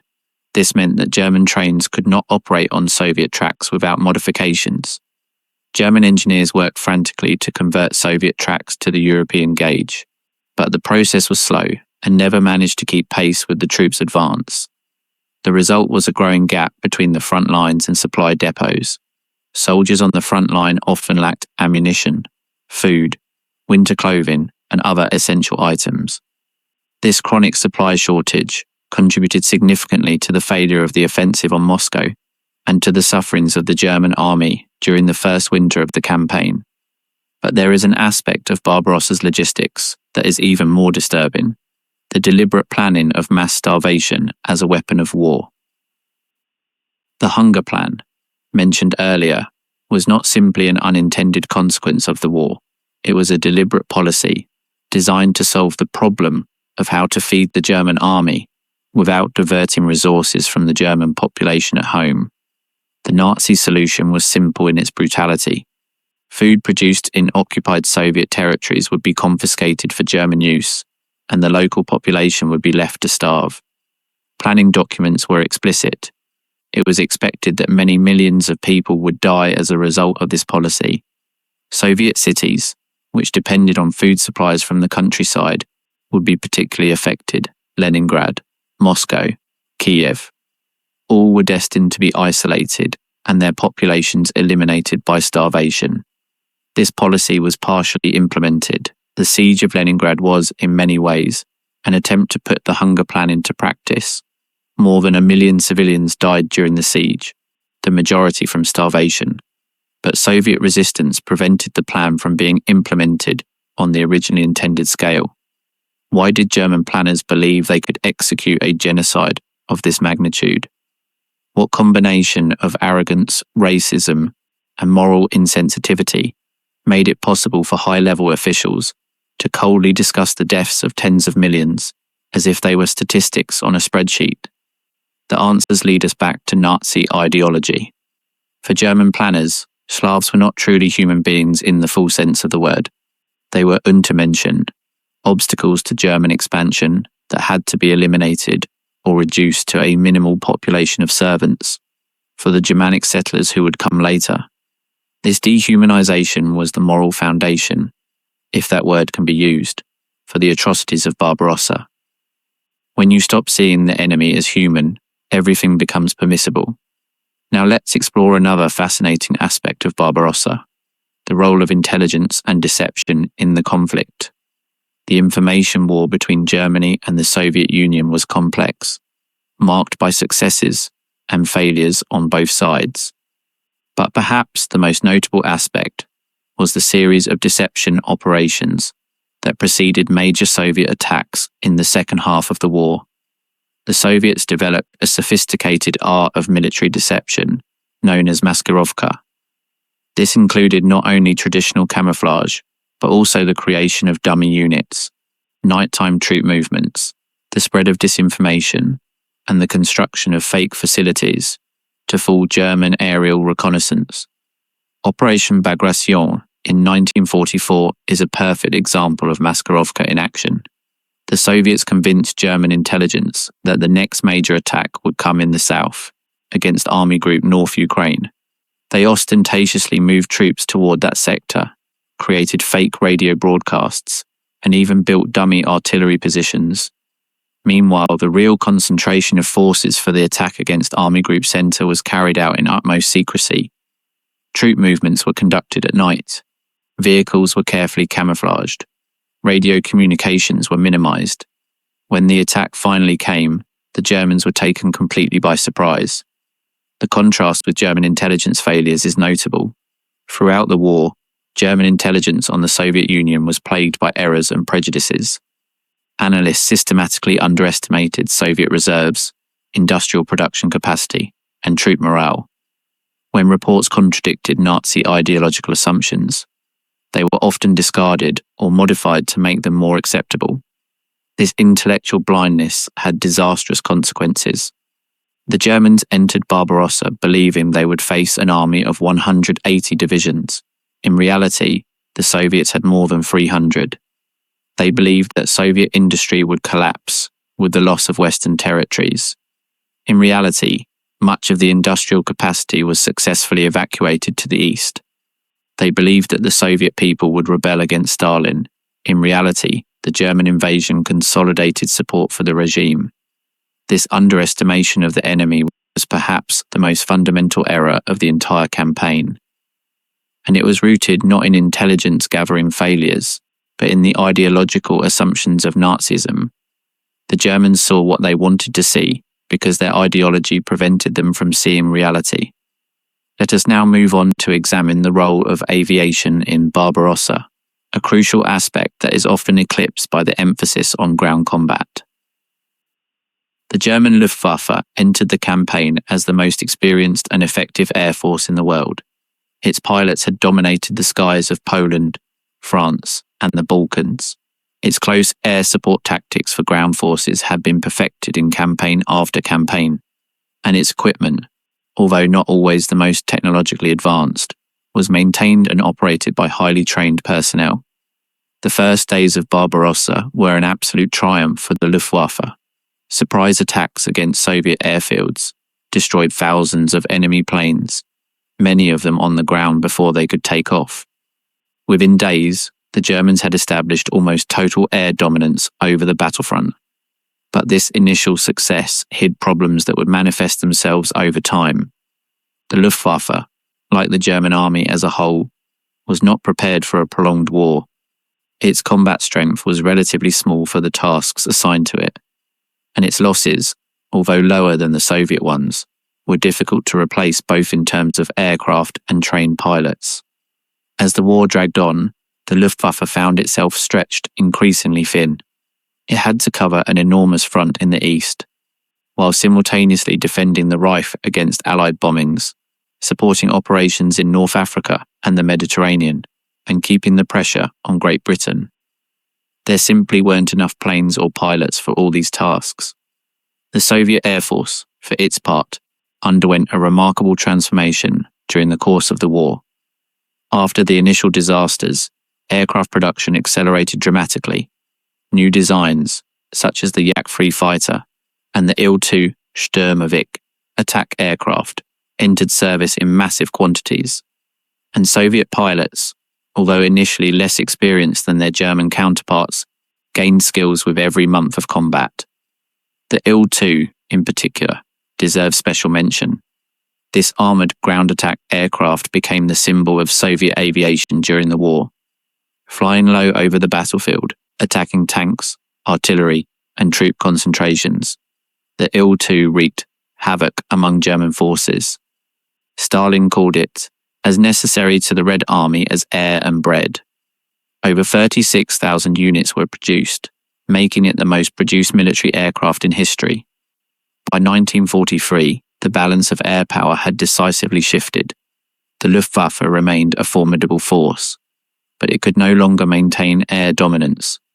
The Soviets increasingly effectively contested the airspace, and in the great offensives of 1944 and 1945, they were able to achieve local air superiority that facilitated ground advances.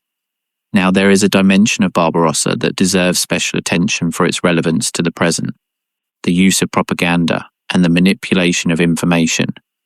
Both the Nazi and Soviet regimes were masters of propaganda. Both completely controlled the media in their respective countries and used that control to mold the perception of reality among their populations.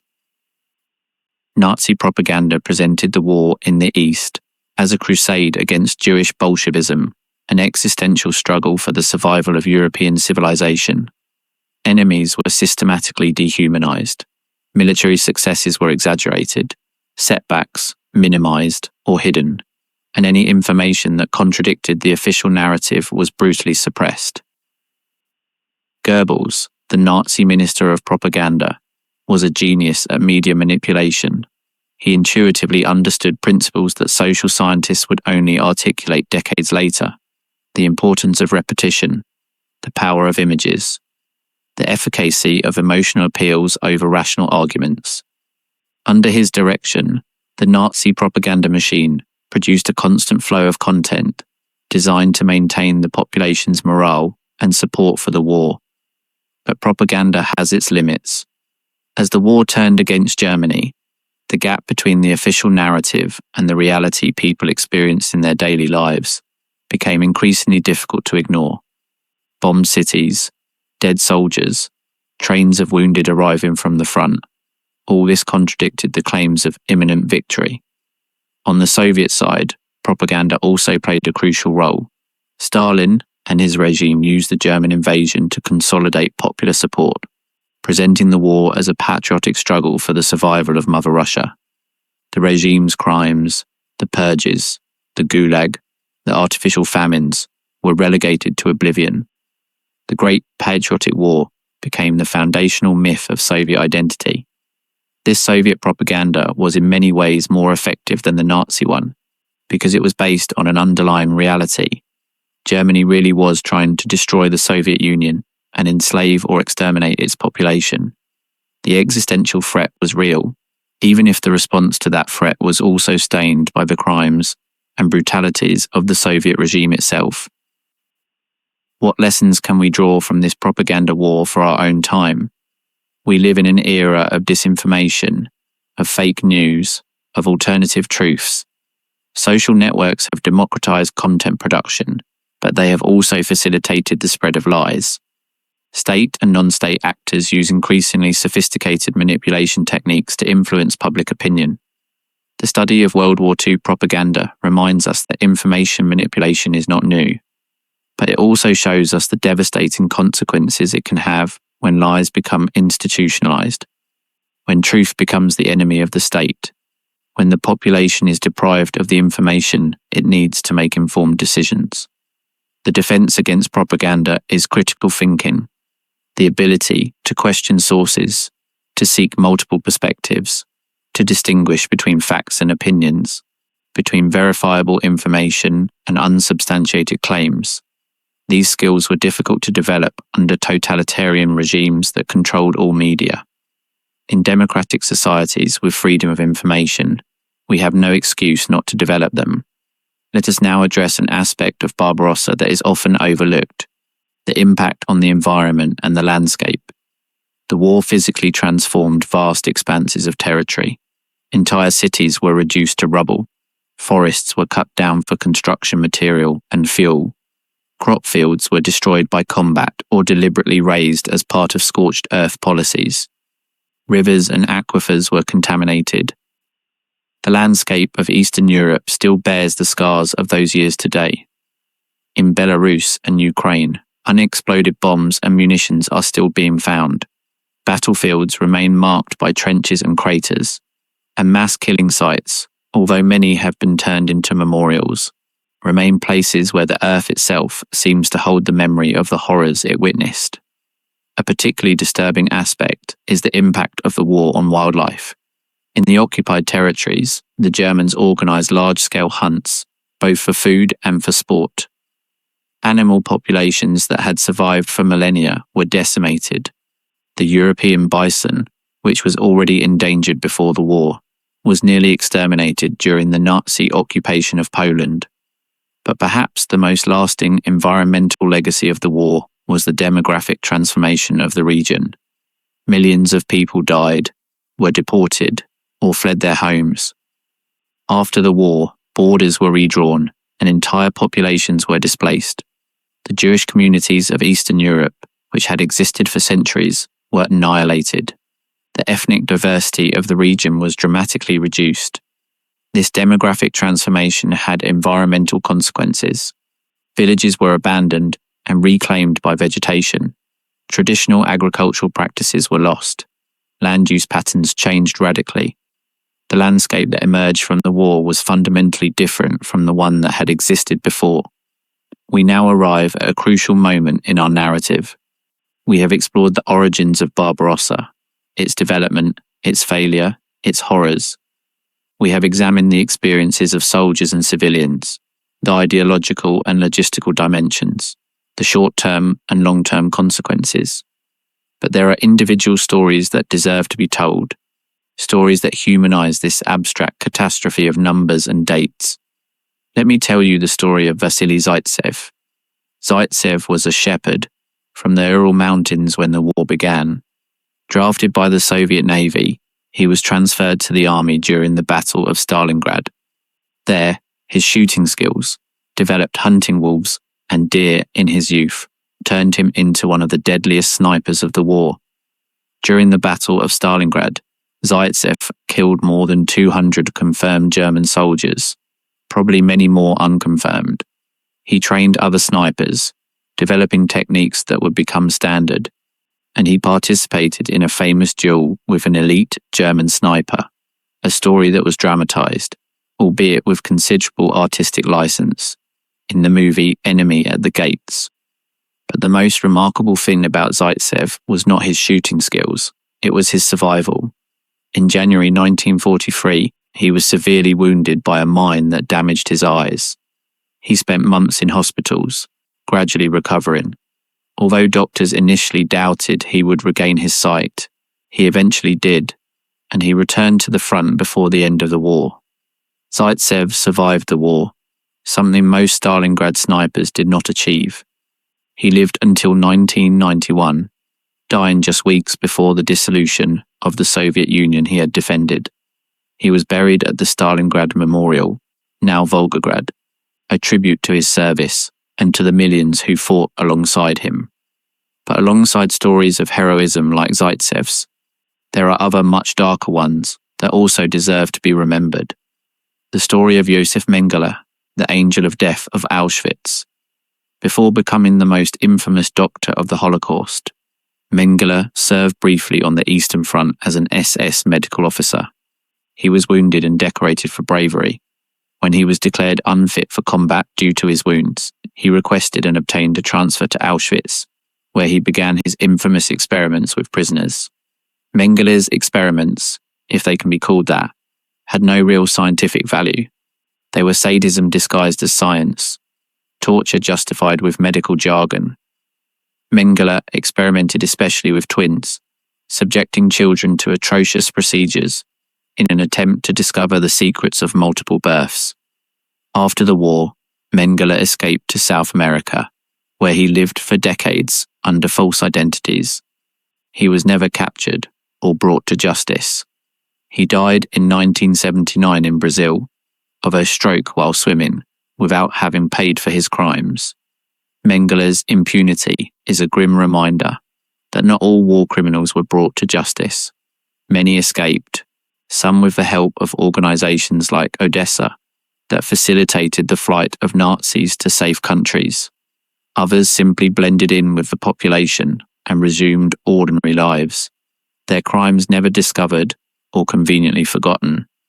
But let's return to the question we posed at the beginning of this exploration. Why did Operation Barbarossa, designed to conquer the world, fail so catastrophically? The reasons are multiple and interconnected, and historians have debated their relative importance for decades. But we can identify several key factors. First, the underestimation of the enemy. German planners assumed that the Soviet Union was a colossus with feet of clay that would crumble at the first serious blow. This assumption was based on ideological prejudices rather than objective analysis. When the Soviets proved to be much more resilient than expected, the entire German strategy began to fall apart. Second, logistical overextension. German forces advanced faster than their supply lines could follow. As vanguard divisions moved further and further away from their bases, they began to suffer critical shortages of fuel, ammunition, food, and spare parts. This shortage limited their ability to maintain offensive momentum. Third, the immensity of the territory. The Soviet Union was simply too large to be conquered, with the resources available to the Germans. Even after spectacular advances, there was always more space where the enemy could retreat, more time to recover, more territory from which to counterattack. Fourth, the ferocity of Soviet resistance. Soviet soldiers and civilians fought with a determination that baffled the Germans. This was partly due to patriotism, partly to terror of Stalin's regime, and partly to the knowledge of what awaited them if the Nazis won. German extermination policy, ironically, strengthened resistance by removing any incentive to surrender. Fifth, the weather. The Russian winter of 1941 to 1942 was devastating for an army unprepared for extreme temperatures. But beyond the winter, the Soviet climate in general, with its autumn rains that turned roads into mud bogs, its hot summers, its vast distances, represented a constant challenge for German operations. Sixth, Hitler's mistakes. The Führer's interventions in operational decisions were often disastrous.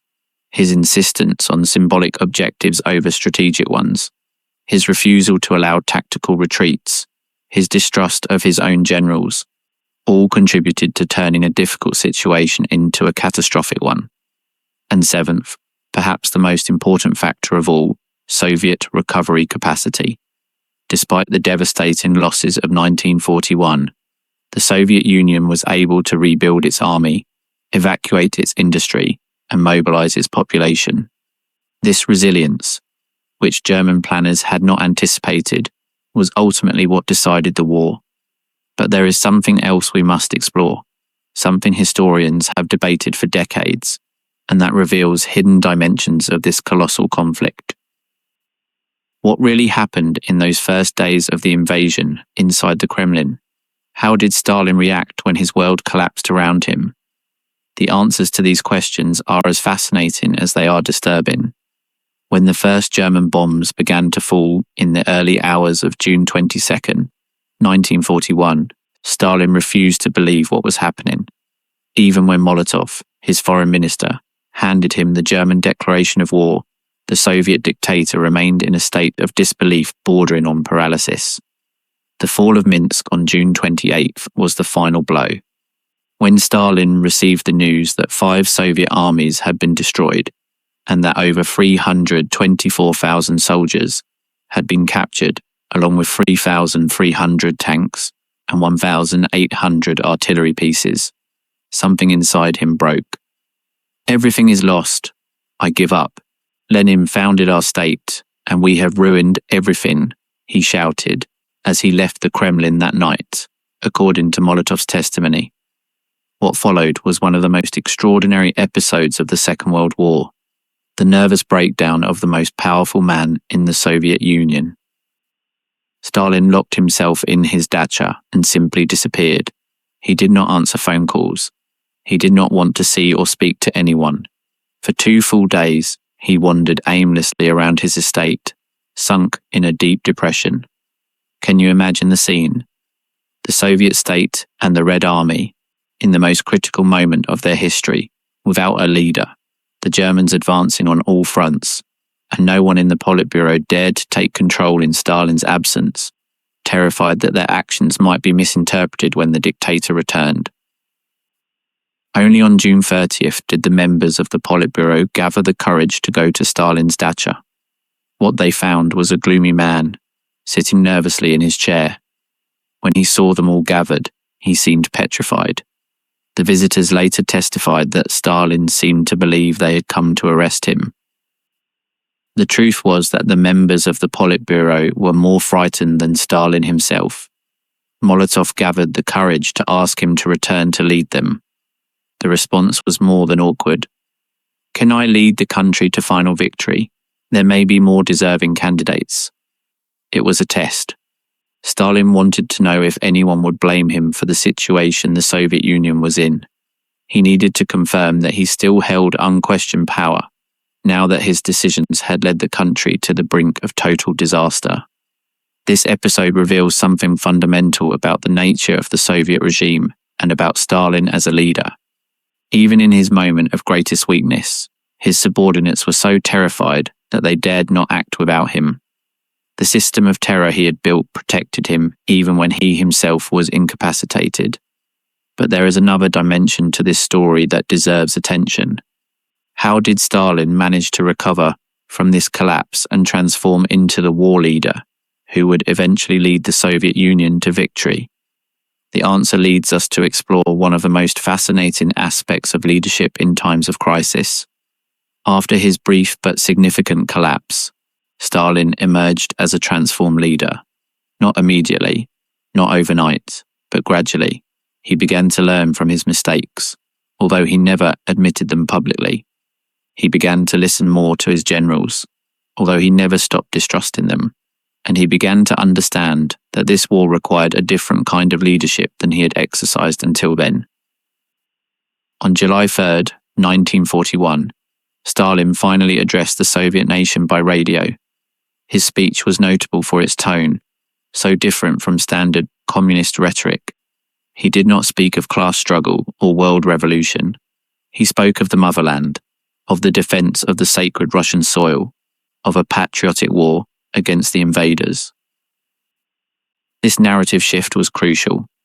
Stalin understood, perhaps intuitively, that he needed to appeal to something deeper than communist ideology to mobilize his people. He needed to awaken Russian patriotism, national pride, the ancestral determination to defend the land against foreign invaders. "Our cause is just. The enemy will be defeated. Victory will be ours," he proclaimed. These words, simple but powerful, resonated in the hearts of millions of Soviets who had just received the devastating news of the invasion. But beyond the speeches, Stalin also began making practical changes in the way the war was conducted. Slowly, very slowly, he began to give more freedom of action to his field commanders. He reorganized the Soviet High Command, creating the Stavka, a supreme headquarters that coordinated all military operations. And although he never stopped intervening in operational decisions, He learned to trust more in men like Zhukov, who demonstrated results on the battlefield. What is the supreme irony of this transformation? That while Stalin learned to be a better war leader, Hitler moved in the opposite direction. As the war progressed, Hitler became increasingly distrustful of his generals, increasingly convinced of his own military genius, increasingly isolated from the reality of the battlefield. After the failure before Moscow, he personally assumed command of the army, marginalizing the professionals who could have given him valuable advice. This divergence in the leadership of the two dictators was, in many ways, decisive for the outcome of the war. Stalin, the military amateur who learned to listen to the experts. Hitler, the military amateur who became convinced that he knew more than everyone else. Let us now delve into another crucial aspect of Barbarossa that is often overlooked: the experience of ordinary soldiers on both sides. What did it mean to be a soldier on the Eastern Front? What was it like to wake up every morning knowing that that day could be your last? What thoughts occupied the minds of men marching toward what for many would be their death? Letters sent home by German soldiers in the first months of Barbarossa reveal an optimism that today seems almost pathetic. Many wrote about the weakness of the enemy, the certainty of a quick victory, the evident superiority of German weapons and tactics. One German soldier wrote, "The Russians surrender by the thousands. This will be easier than we thought. We will be in Moscow for Christmas." But even in those early days of euphoria, some more perceptive German officers noticed worrying signs. They observed that certain Soviet soldiers fought with a fanatical determination, literally to the death, taking many Germans with them. If more Russians start fighting the way some of these guys have, we are going to have a problem, a German officer reflected in his diary. It was the worm of doubt beginning to gnaw at the Wehrmacht's certainties. As the campaign progressed, the tone of the letters changed dramatically. Optimism gave way to exhaustion, then to worry, and finally to terror. "The cold is something you cannot imagine," wrote a German soldier in December 1941. "My comrades freeze to death while they sleep. I no longer know why we are here or if we will ever return home."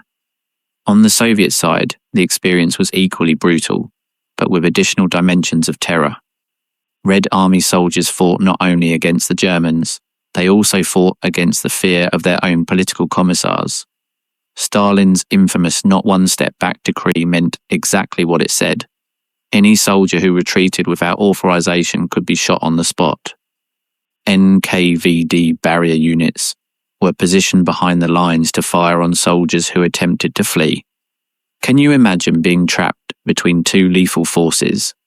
In front, the Germans who will kill you if you advance. Behind, your own government that will kill you if you retreat.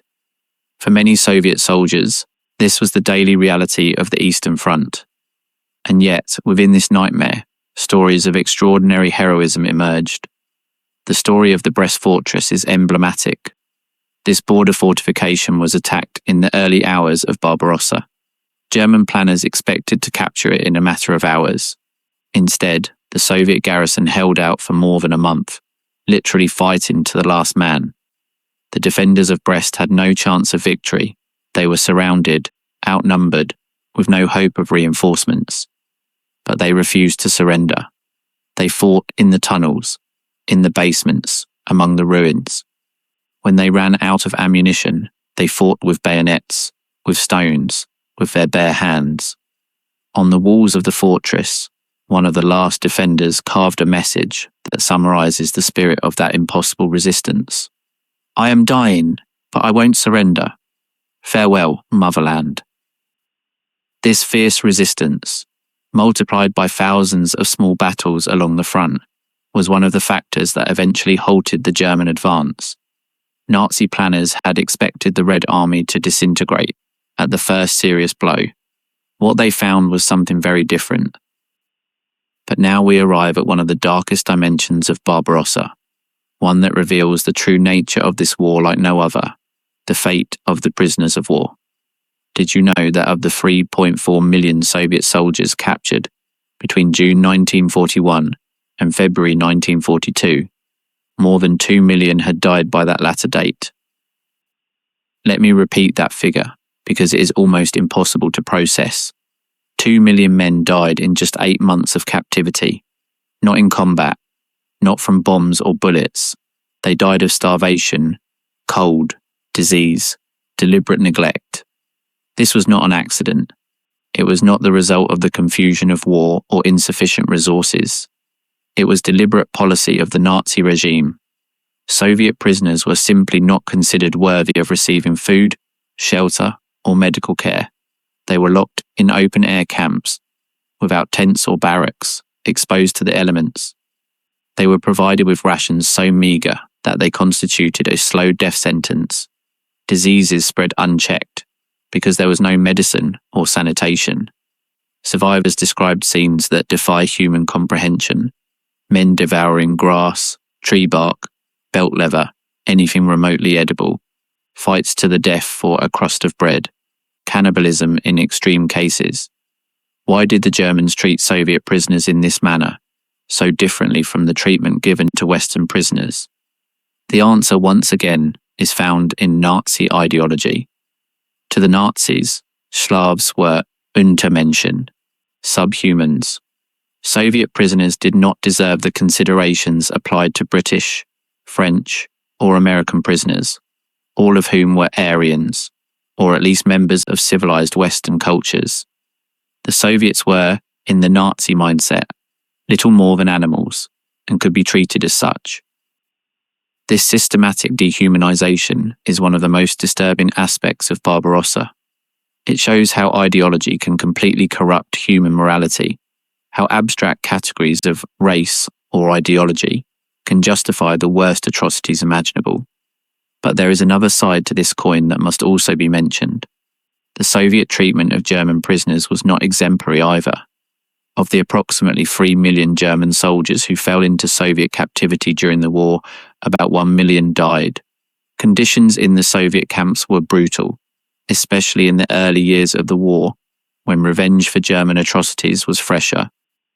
This spiral of brutality was one of the defining characteristics of the Eastern Front. Each atrocity justified the next. Each crime demanded revenge. And in the end, millions of people paid the price. Let us now explore another fascinating aspect of Barbarossa: the technologies and weapons that defined the conflict. When we think of the Second World War, we often imagine tanks roaring across battlefields, planes soaring through the skies, massive artillery explosions. And certainly these images capture part of the reality. But there are technological dimensions to the conflict that are lesser known and equally fascinating. Did you know that the German army of 1941, despite its reputation for modernity, relied heavily on horses for transport? More than 600,000 horses participated in the initial invasion, and throughout the campaign, hundreds of thousands of these animals died of exhaustion, hunger, and exposure to the elements. This reliance on animal traction revealed an uncomfortable truth about the Wehrmacht.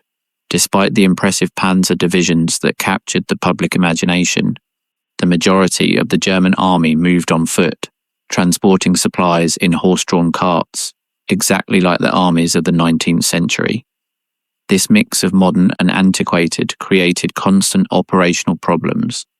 Armoured divisions advanced rapidly, but the infantry that was supposed to consolidate their conquests lagged behind. Supplies could not keep pace with the advance, and when winter arrived, horses died by the thousands, worsening an already severe logistical crisis. On the Soviet side, the most notable technological story is that of the T-34 tank. This vehicle, introduced shortly before the German invasion, represented a revolution in tank design. Its sloped armour deflected enemy projectiles. Its diesel engine was more reliable than the German gasoline engines, and its 76mm gun could destroy any German tank of the time at significant distances. When the Germans first encountered the T-34 in the summer of 1941, they were shocked. Their standard anti-tank weapons could not penetrate its frontal armour. The so-called T-34 shock forced the Germans to develop new tanks and new tactics to face this threat. But more important than any individual weapon was the Soviet capacity to produce weapons in massive quantities. Despite having lost a large part of its Western industrial base to the German advance, the Soviets managed to evacuate thousands of factories eastward, beyond the reach of German bombers. In the Urals, in Siberia, in Central Asia, these factories were rebuilt with astonishing speed. By 1942, Soviet weapons production already surpassed Germany's in almost all categories. For every Tiger tank the Germans manufactured, the Soviets produced 10 T-34s. This numerical superiority, combined with the gradual improvement of Soviet tactics, was one of the decisive factors of the war. But now we reach a crucial moment in this narrative, a moment that will change your understanding of everything we have discussed so far. Have you ever wondered what would have happened if Hitler had made different decisions? Could Germany have won the war in the East? This is one of the most debated questions in military history, and the answers reveal as much about our understanding of the past as about the limits of historical speculation. Some historians argue that German victory was possible if certain critical errors had been avoided. Hitler's decision to divert forces from the advance on Moscow toward Kiev in August 1941 is frequently cited. This maneuver, although it resulted in a spectacular tactical victory with the capture of over 600,000 Soviet prisoners, delayed the advance on the Soviet capital by crucial weeks. General Heinz Guderian, one of the architects of the Blitzkrieg, believed that the early capture of Moscow would have had an undeniable psychological impact and could have been the turning point. But other historians are more skeptical. They argue that even if the Germans had captured Moscow, the war would not have ended. Stalin would probably have continued fighting from further east. Soviet industry evacuated to the Urals would have continued producing weapons, and the Russian winter, which destroyed so many German hopes, would have arrived anyway. The truth is that we will probably never know for sure if German victory was possible. What we do know is that the decisions made, both by Hitler and Stalin, had enormous consequences for millions of people. And here we arrive at a crucial reflection on the nature of leadership in times of war. Both Hitler and Stalin were absolute dictators, men who controlled the destiny of entire nations with their decisions. But their leadership style was very different, and those differences mattered enormously. Hitler began the war trusting his generals, but that trust eroded rapidly after the failure before Moscow. From that moment on, he assumed ever more personal control over military operations, marginalizing the professionals who could have given him valuable advice. His insistence on holding positions at all costs, his refusal to allow tactical retreats, his tendency to blame his subordinates for failures. All this contributed to disasters like Stalingrad. Stalin, conversely, began the war deeply distrusting his generals, many of whom had survived the purges only by chance. But as the war progressed, he gradually learned to give more freedom of action to competent commanders like Zhukov. It was not a complete transformation. Stalin never stopped being a brutal and paranoid dictator, but it was enough to make a difference. This divergence in leadership illustrates a broader truth about war. Flexibility, the ability to learn from mistakes, to adapt to changing circumstances, is often more important than any material advantage. But let us now move on to explore the human consequences of Barbarossa in a more intimate, personal way. Because behind the statistics and strategies are stories of individuals whose lives were forever transformed by this cataclysm. The story of Lyudmila Pavlichenko is one of the most extraordinary of the Second World War. When Germany invaded the Soviet Union, Pavlichenko was a 24-year-old history student in Kiev. She could have stayed in the rear, working in a factory or serving as a nurse. Instead, she volunteered for frontline combat. What made Pavlichenko special was her skill with the rifle. Before the war, she had practiced sport shooting as a hobby. Now, that skill would become her most lethal weapon. During her frontline service, Pavlichenko killed 309 confirmed enemy soldiers, including 36 enemy snipers. She became the most successful female sniper in military history, a record she holds to this day. But Pavlichenko's story is not just a story of military skill, it is also a story of trauma, of loss, of survival. She was wounded 4 times during the war. She lost friends and comrades in combat. And when she was sent to the United States in 1942 as part of a propaganda delegation, she found that American journalists were more interested in her physical appearance and her romantic life than in her combat experiences. "They kill fascists for me and they ask me if I use makeup," she commented bitterly during a press conference. Pavlichenko survived the war, but like so many veterans, she never fully recovered from her experiences. She suffered from what we would today call post-traumatic stress disorder. She died in 1974, at the age of 58, a war heroine who never found the peace she sought. Her story represents the thousands of Soviet women who served in combat during the Second World War. Unlike other armies, the Soviet military deployed women in active combat roles, such as snipers, pilots, tank crews, and infantry members. Approximately 800,000 women served in the Soviet armed forces during the war, many of them on the front lines. Why was the Soviet regime willing to put women in combat when other countries were not? The answer is a mix of ideology and pragmatism. Communist ideology proclaimed gender equality, although reality often fell short of that promise. And pragmatically, with millions of men dying at the front, the Soviet Union simply could not afford to waste any human resource, including women. But let us now explore a dimension of Barbarossa that rarely receives the attention it deserves: the role of propaganda and the information war. Both the Nazi and Soviet regimes were masters of media manipulation. They completely controlled the communication outlets in their respective countries and used that control to shape the perception of reality among their populations. Joseph Goebbels, the Nazi minister of propaganda, intuitively understood principles that social scientists would only articulate decades later: the power of repetition, the impact of images, the efficacy of emotional appeals over rational arguments. Nazi propaganda presented the war in the East as a crusade against Jewish Bolshevism, an existential struggle for the survival of European civilization. Enemies were systematically dehumanized through grotesque caricatures and descriptions that presented them as animals or demons. Military successes were exaggerated, setbacks minimized or hidden. On the Soviet side, propaganda also played a crucial role. The German invasion was presented not as a threat to communism, but as an attack on Mother Russia. Stalin understood that he needed to appeal to deeper patriotism, not just ideological loyalty. This narrative of the Great Patriotic War was extraordinarily effective. It mobilized millions of Soviets who perhaps were not committed communists, but who were willing to defend their homeland to the death. But propaganda has its limits. As the war turned against Germany, the gap between the official narrative and the reality people experienced became increasingly difficult to ignore. Bombed cities, dead soldiers, trains of wounded arriving from the front. All this contradicted the claims of imminent victory.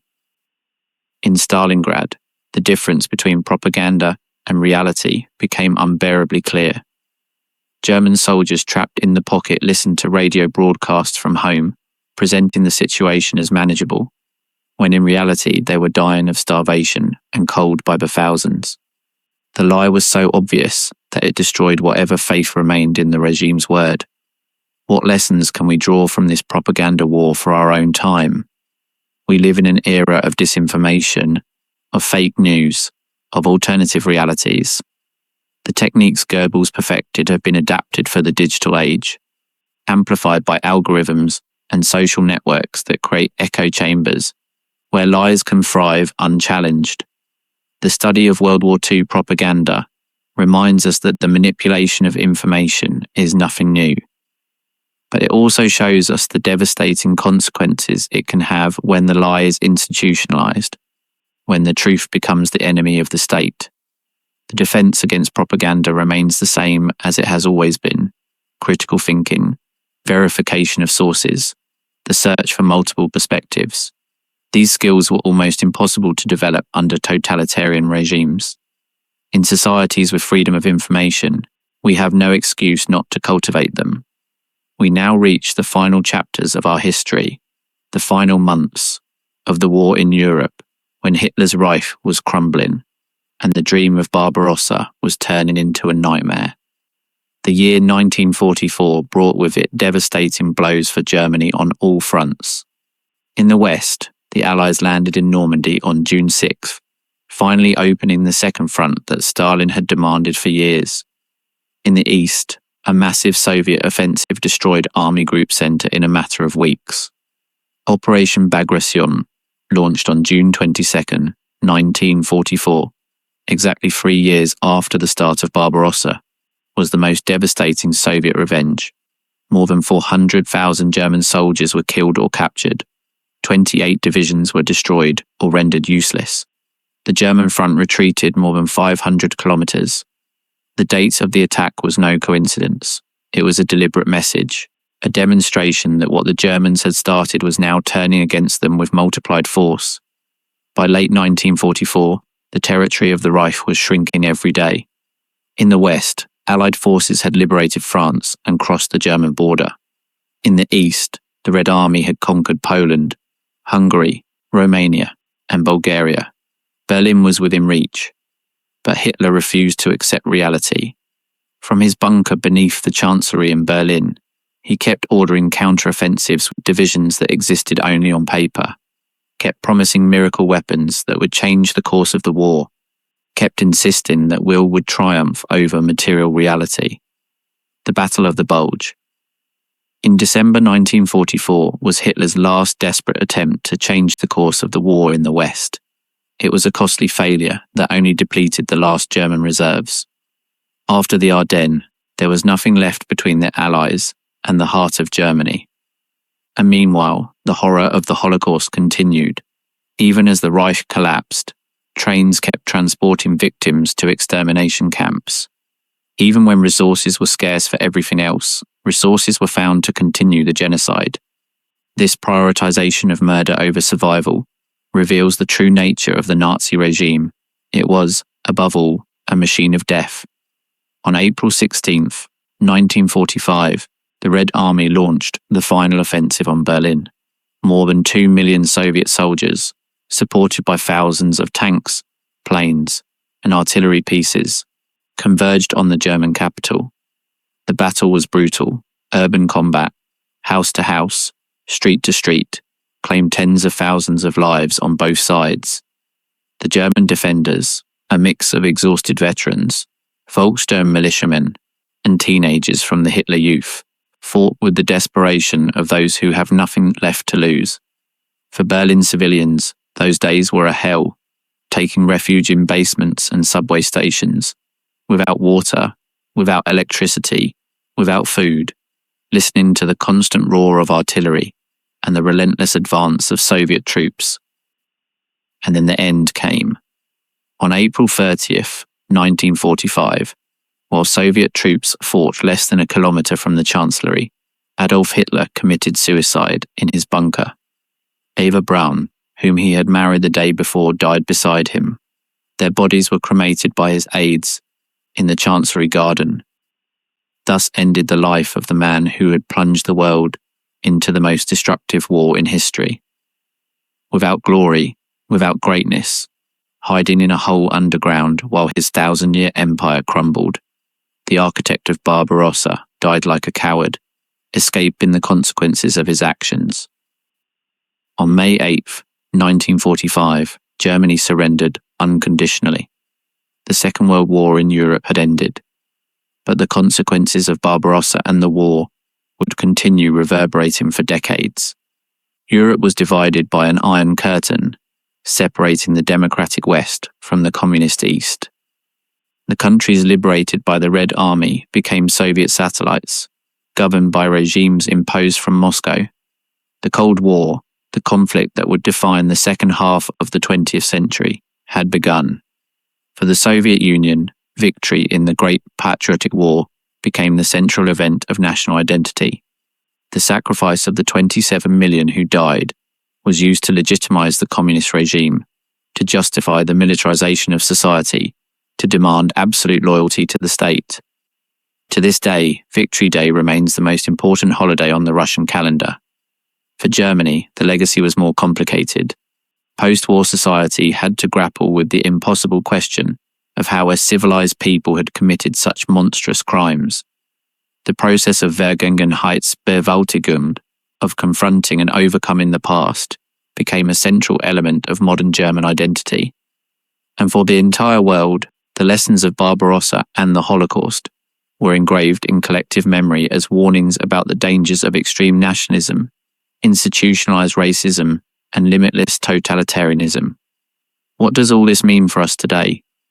We live in a world very different from that of 1941. The powers that fought in the Second World War are now allies, or at least competitors, rather than mortal enemies. The Soviet Union no longer exists. Germany is a stable democracy in the heart of Europe, and the idea of a total war between great powers seems, to many, something relegated to the past. But the forces that made Barbarossa possible have not disappeared. Aggressive nationalism, the dehumanization of the other, the will to power without moral limits, these impulses still exist in human nature, and under the right circumstances, they can resurface with devastating force. Far-right movements are growing in many countries. The rhetoric that presents immigrants, religious minorities, and others as existential threats is becoming normalized.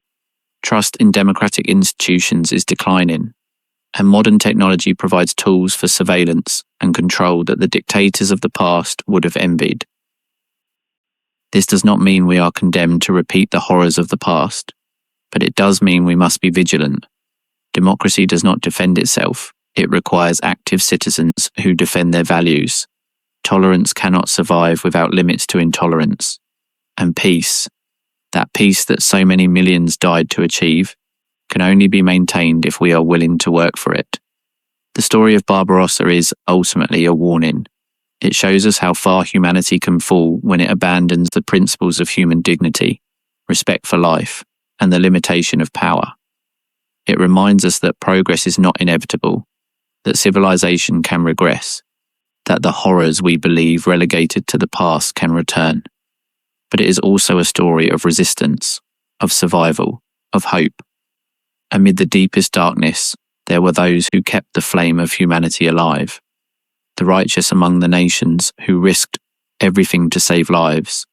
The resistance fighters who fought against impossible odds. The ordinary soldiers who, despite terror and despair, maintained their humanity. And in the end, the regimes of terror were defeated. Nazism was destroyed. The Holocaust was stopped, albeit too late for millions. And out of the horror of the war emerged a new world order, based, at least in part, on the recognition that such atrocities must never be repeated. This is the paradox of Barbarossa. It is simultaneously one of the darkest and most illuminating stories of the human experience. It shows us the worst of what we are capable of, but also the best. And it challenges us to choose, in our own lives and our own circumstances, which part of that history we want to continue. What do you choose? This is the question Barbarossa poses to us all, not as an academic exercise about the past, but as a living challenge about the present and the future. Because the decisions we make today, individually and collectively, will determine if the lessons of that catastrophe were learned, or if we are condemned, as Santayana warned, to repeat the history we do not remember. Now, there are stories within this story that we have not yet fully explored, fascinating details that reveal additional dimensions of this epic conflict. Have you ever wondered what happened to the conquered territories after the war? What happened to the populations that had lived under Nazi occupation? The answers to these questions are as complex as they are disturbing. After the defeat of Germany, Eastern Europe experienced massive demographic transformations. Millions of ethnic Germans whose families had lived for generations in territories that now passed to Polish, Czechoslovak, or Soviet control were expelled from their homes. This ethnic cleansing, although rarely described with that term, cost hundreds of thousands of lives, and displaced approximately 12 million people. The territories that had been the target of Nazi colonization became scenes of revenge. The atrocities committed by the Germans during the occupation were remembered and in many cases returned with interest. German women were victims of mass rapes by advancing Soviet troops. Men were sent to labor camps. The elderly and children were left to their fate in the chaos of defeat. Was this revenge justified? It is an uncomfortable question, but we must face it. The German crimes in the East were of a scale and brutality that defy comprehension. Is it surprising that the victims, when given the opportunity, sought retribution? And yet, the crimes committed against German civilians after the war were also crimes. The German children who died of hunger or exposure on the expulsion marches were not responsible for what Hitler had done. The raped women had not perpetrated the Holocaust. Collective revenge, however understandable emotionally, is morally indefensible. This is one of the most difficult lessons of Barbarossa and the Second World War in general, that cycles of violence, once initiated, are extraordinarily difficult to stop. Every atrocity breeds new atrocities. Every victim seeks to become the executioner, and in the end, everyone loses. But there is another history we must tell, a history that offers a counterpoint to the darkness. It is the story of how Europe, after centuries of war and decades of hatred, managed to build something new, a peace that, despite its imperfections, has lasted for more than 75 years. The European Union, which we take for granted today, was in many ways a direct response to the horrors of the Second World War. The founding fathers of Europe, men like Jean Monnet, Robert Schuman, and Konrad Adenauer, had lived through both world wars. They had seen firsthand what unbridled nationalism could cause. Their solution was bold: to link the economies of the former enemies so closely that war between them would become materially impossible. They started with coal and steel, the raw materials of war, placing them under supranational control. Gradually, the integration expanded until it created the common market and eventually the European Union we know today. Has this European peace been perfect? Of course not. There have been conflicts in the Balkans, tensions between nations, economic and political crises. But the fundamental thing is that the great powers of Western Europe have not gone to war with each other since 1945. After centuries of almost constant conflict, this is an extraordinary achievement. And this achievement was possible in part thanks to the memory of Barbarossa and the Holocaust. The horror of what had occurred was so great that it provided the necessary motivation to try something different. Europeans looked into the abyss and decided to turn their backs. But now we must address a final question, a question that resonates with particular urgency in our time. Could the horror of Barbarossa happen again? The honest answer is yes, it could. Not necessarily in the same form, not necessarily with the same actors, but the ingredients that made that catastrophe possible still exist. Aggressive nationalism, the dehumanization of the other, economic resentment, the search for scapegoats, the weakening of democratic institutions. All these factors are present to varying degrees in different parts of the world today, and modern technology provides capacities for destruction that the Nazis could only dream of. But it is also true that we have tools that previous generations did not have. We have international institutions, however imperfect, designed to prevent conflict. We have a global awareness of human rights that, although often violated, establishes at least a moral standard. We have the memory of what happened, preserved in books, movies, survivor testimonies, memorials. And above all, we have the ability to choose. Each of us, in our daily lives, makes decisions that, although they may seem small, contribute to building the kind of society we live in. When we reject hate speech, when we stand up for those who are persecuted, when we insist on seeing the humanity in all human beings, we are choosing a different path than the one that led to Barbarossa. This is perhaps the most important lesson of this history, that the future is not written, that catastrophes are not inevitable, that we are, individually and collectively, responsible for the societies we build. Operation Barbarossa was the result of millions of decisions made by millions of people, not only the decisions of Hitler and his generals, but the decisions of ordinary citizens who voted for the Nazi Party, who looked the other way when their neighbours were persecuted, who followed orders they knew were criminal. And the defeat of Nazism was also the result of millions of decisions, of soldiers who fought despite fear, of civilians who resisted despite terror, of the righteous who saved lives risking their own. We inherit this legacy. We are the beneficiaries of the sacrifices of those who fought against fascism, and we have the responsibility to honour that sacrifice by building a better world. Will we be up to the task? This is the question Barbarossa asks us, 85 years after the first bombs fell on Soviet soil. It is not a question that can be answered with words, but only with actions, with the decisions we make every day, with the kind of society we choose to build. The story of Barbarossa ended in the ruins of Berlin, with Hitler's suicide and Germany's unconditional surrender. But its echoes continue to resonate today, reminding us of both the abysses of human cruelty and the heights of heroism and resistance. May we never forget what happened. May we always remember the millions who died, and may we use that memory not to sink into despair, but to inspire us to build a future in which such horrors are never repeated. This is the challenge that Barbarossa throws at us across time, and it is a challenge we must accept. Now, before concluding this exploration, there are some additional aspects that deserve our attention, because within the vast narrative of Barbarossa, there are fascinating details that illuminate lesser-known aspects of this conflict. Did you know that the invasion of the Soviet Union almost didn't happen in June 1941? Original plans called for the operation to begin in May, but the Balkans campaign, where Germany had to rescue its Italian ally from a disastrous attempt to conquer Greece, delayed the start of Barbarossa by several crucial weeks. This delay, although apparently minor, had enormous consequences. The weeks lost in the spring meant that the Germans reached the gates of Moscow when winter was already setting in.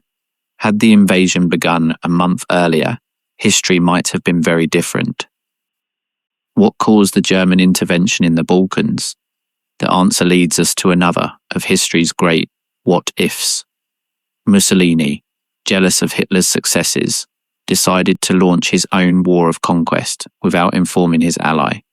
In October 1940, Italian forces invaded Greece from Albania. Mussolini expected an easy victory that would restore Italian prestige and give him a position of equality with Hitler. It was a disaster. Greek forces, although numerically inferior, repelled the Italians and forced them to retreat to Albania. Mussolini had to ask Hitler for help, who had no choice but to divert forces to rescue his incompetent ally. The Balkans campaign was swift and successful from a military standpoint. Yugoslavia was conquered in 11 days, Greece in just over 3 weeks, but the lost time could not be recovered, and that time, those precious weeks of good spring weather, would have made a crucial difference in the advance toward Moscow. This is one of the ironies of history, that Mussolini's vanity and the Italian army's incompetence may have altered the course of the Second World War more than any major battle. But there is another aspect of Barbarossa that deserves exploration, the role of geography. The Soviet Union was, quite simply, too large to be conquered, with the resources available to the Germans. Even if everything had gone according to plan, the distances involved were almost impossible to cover. From the German-Soviet border to Moscow is approximately 1,000 kilometers, to Leningrad, about 900, to the Caucasus, over 2,000, and every kilometer of advance meant longer supply lines, more vulnerable to partisan attacks, more difficult to maintain. The Germans did not have enough railways, enough trucks, enough horses to sustain an advance of this magnitude. And the problem was compounded by the fact that Soviet railways used a different track gauge than the European one, meaning that German trains could not operate on Soviet territory without costly and slow modifications. This logistical limitation was, in many ways, the decisive factor of the campaign.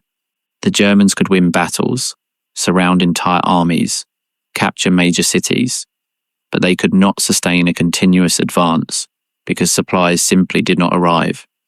And here we come to another crucial lesson of Barbarossa, that modern war is above all a matter of logistics. Battles are won with weapons, but wars are won with factories, railways, and supply chains. The nation that can produce more, transport faster, sustain the war effort longer, is the nation that eventually prevails.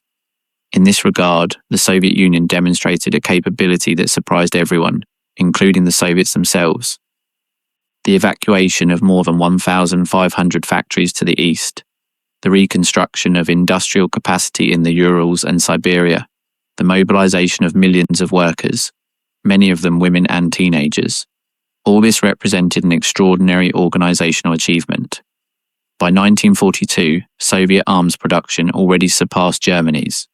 This superiority would widen with each passing year, and when combined with the supplies provided by the United States and Great Britain through the Lend-Lease program, the Allied material advantage became overwhelming.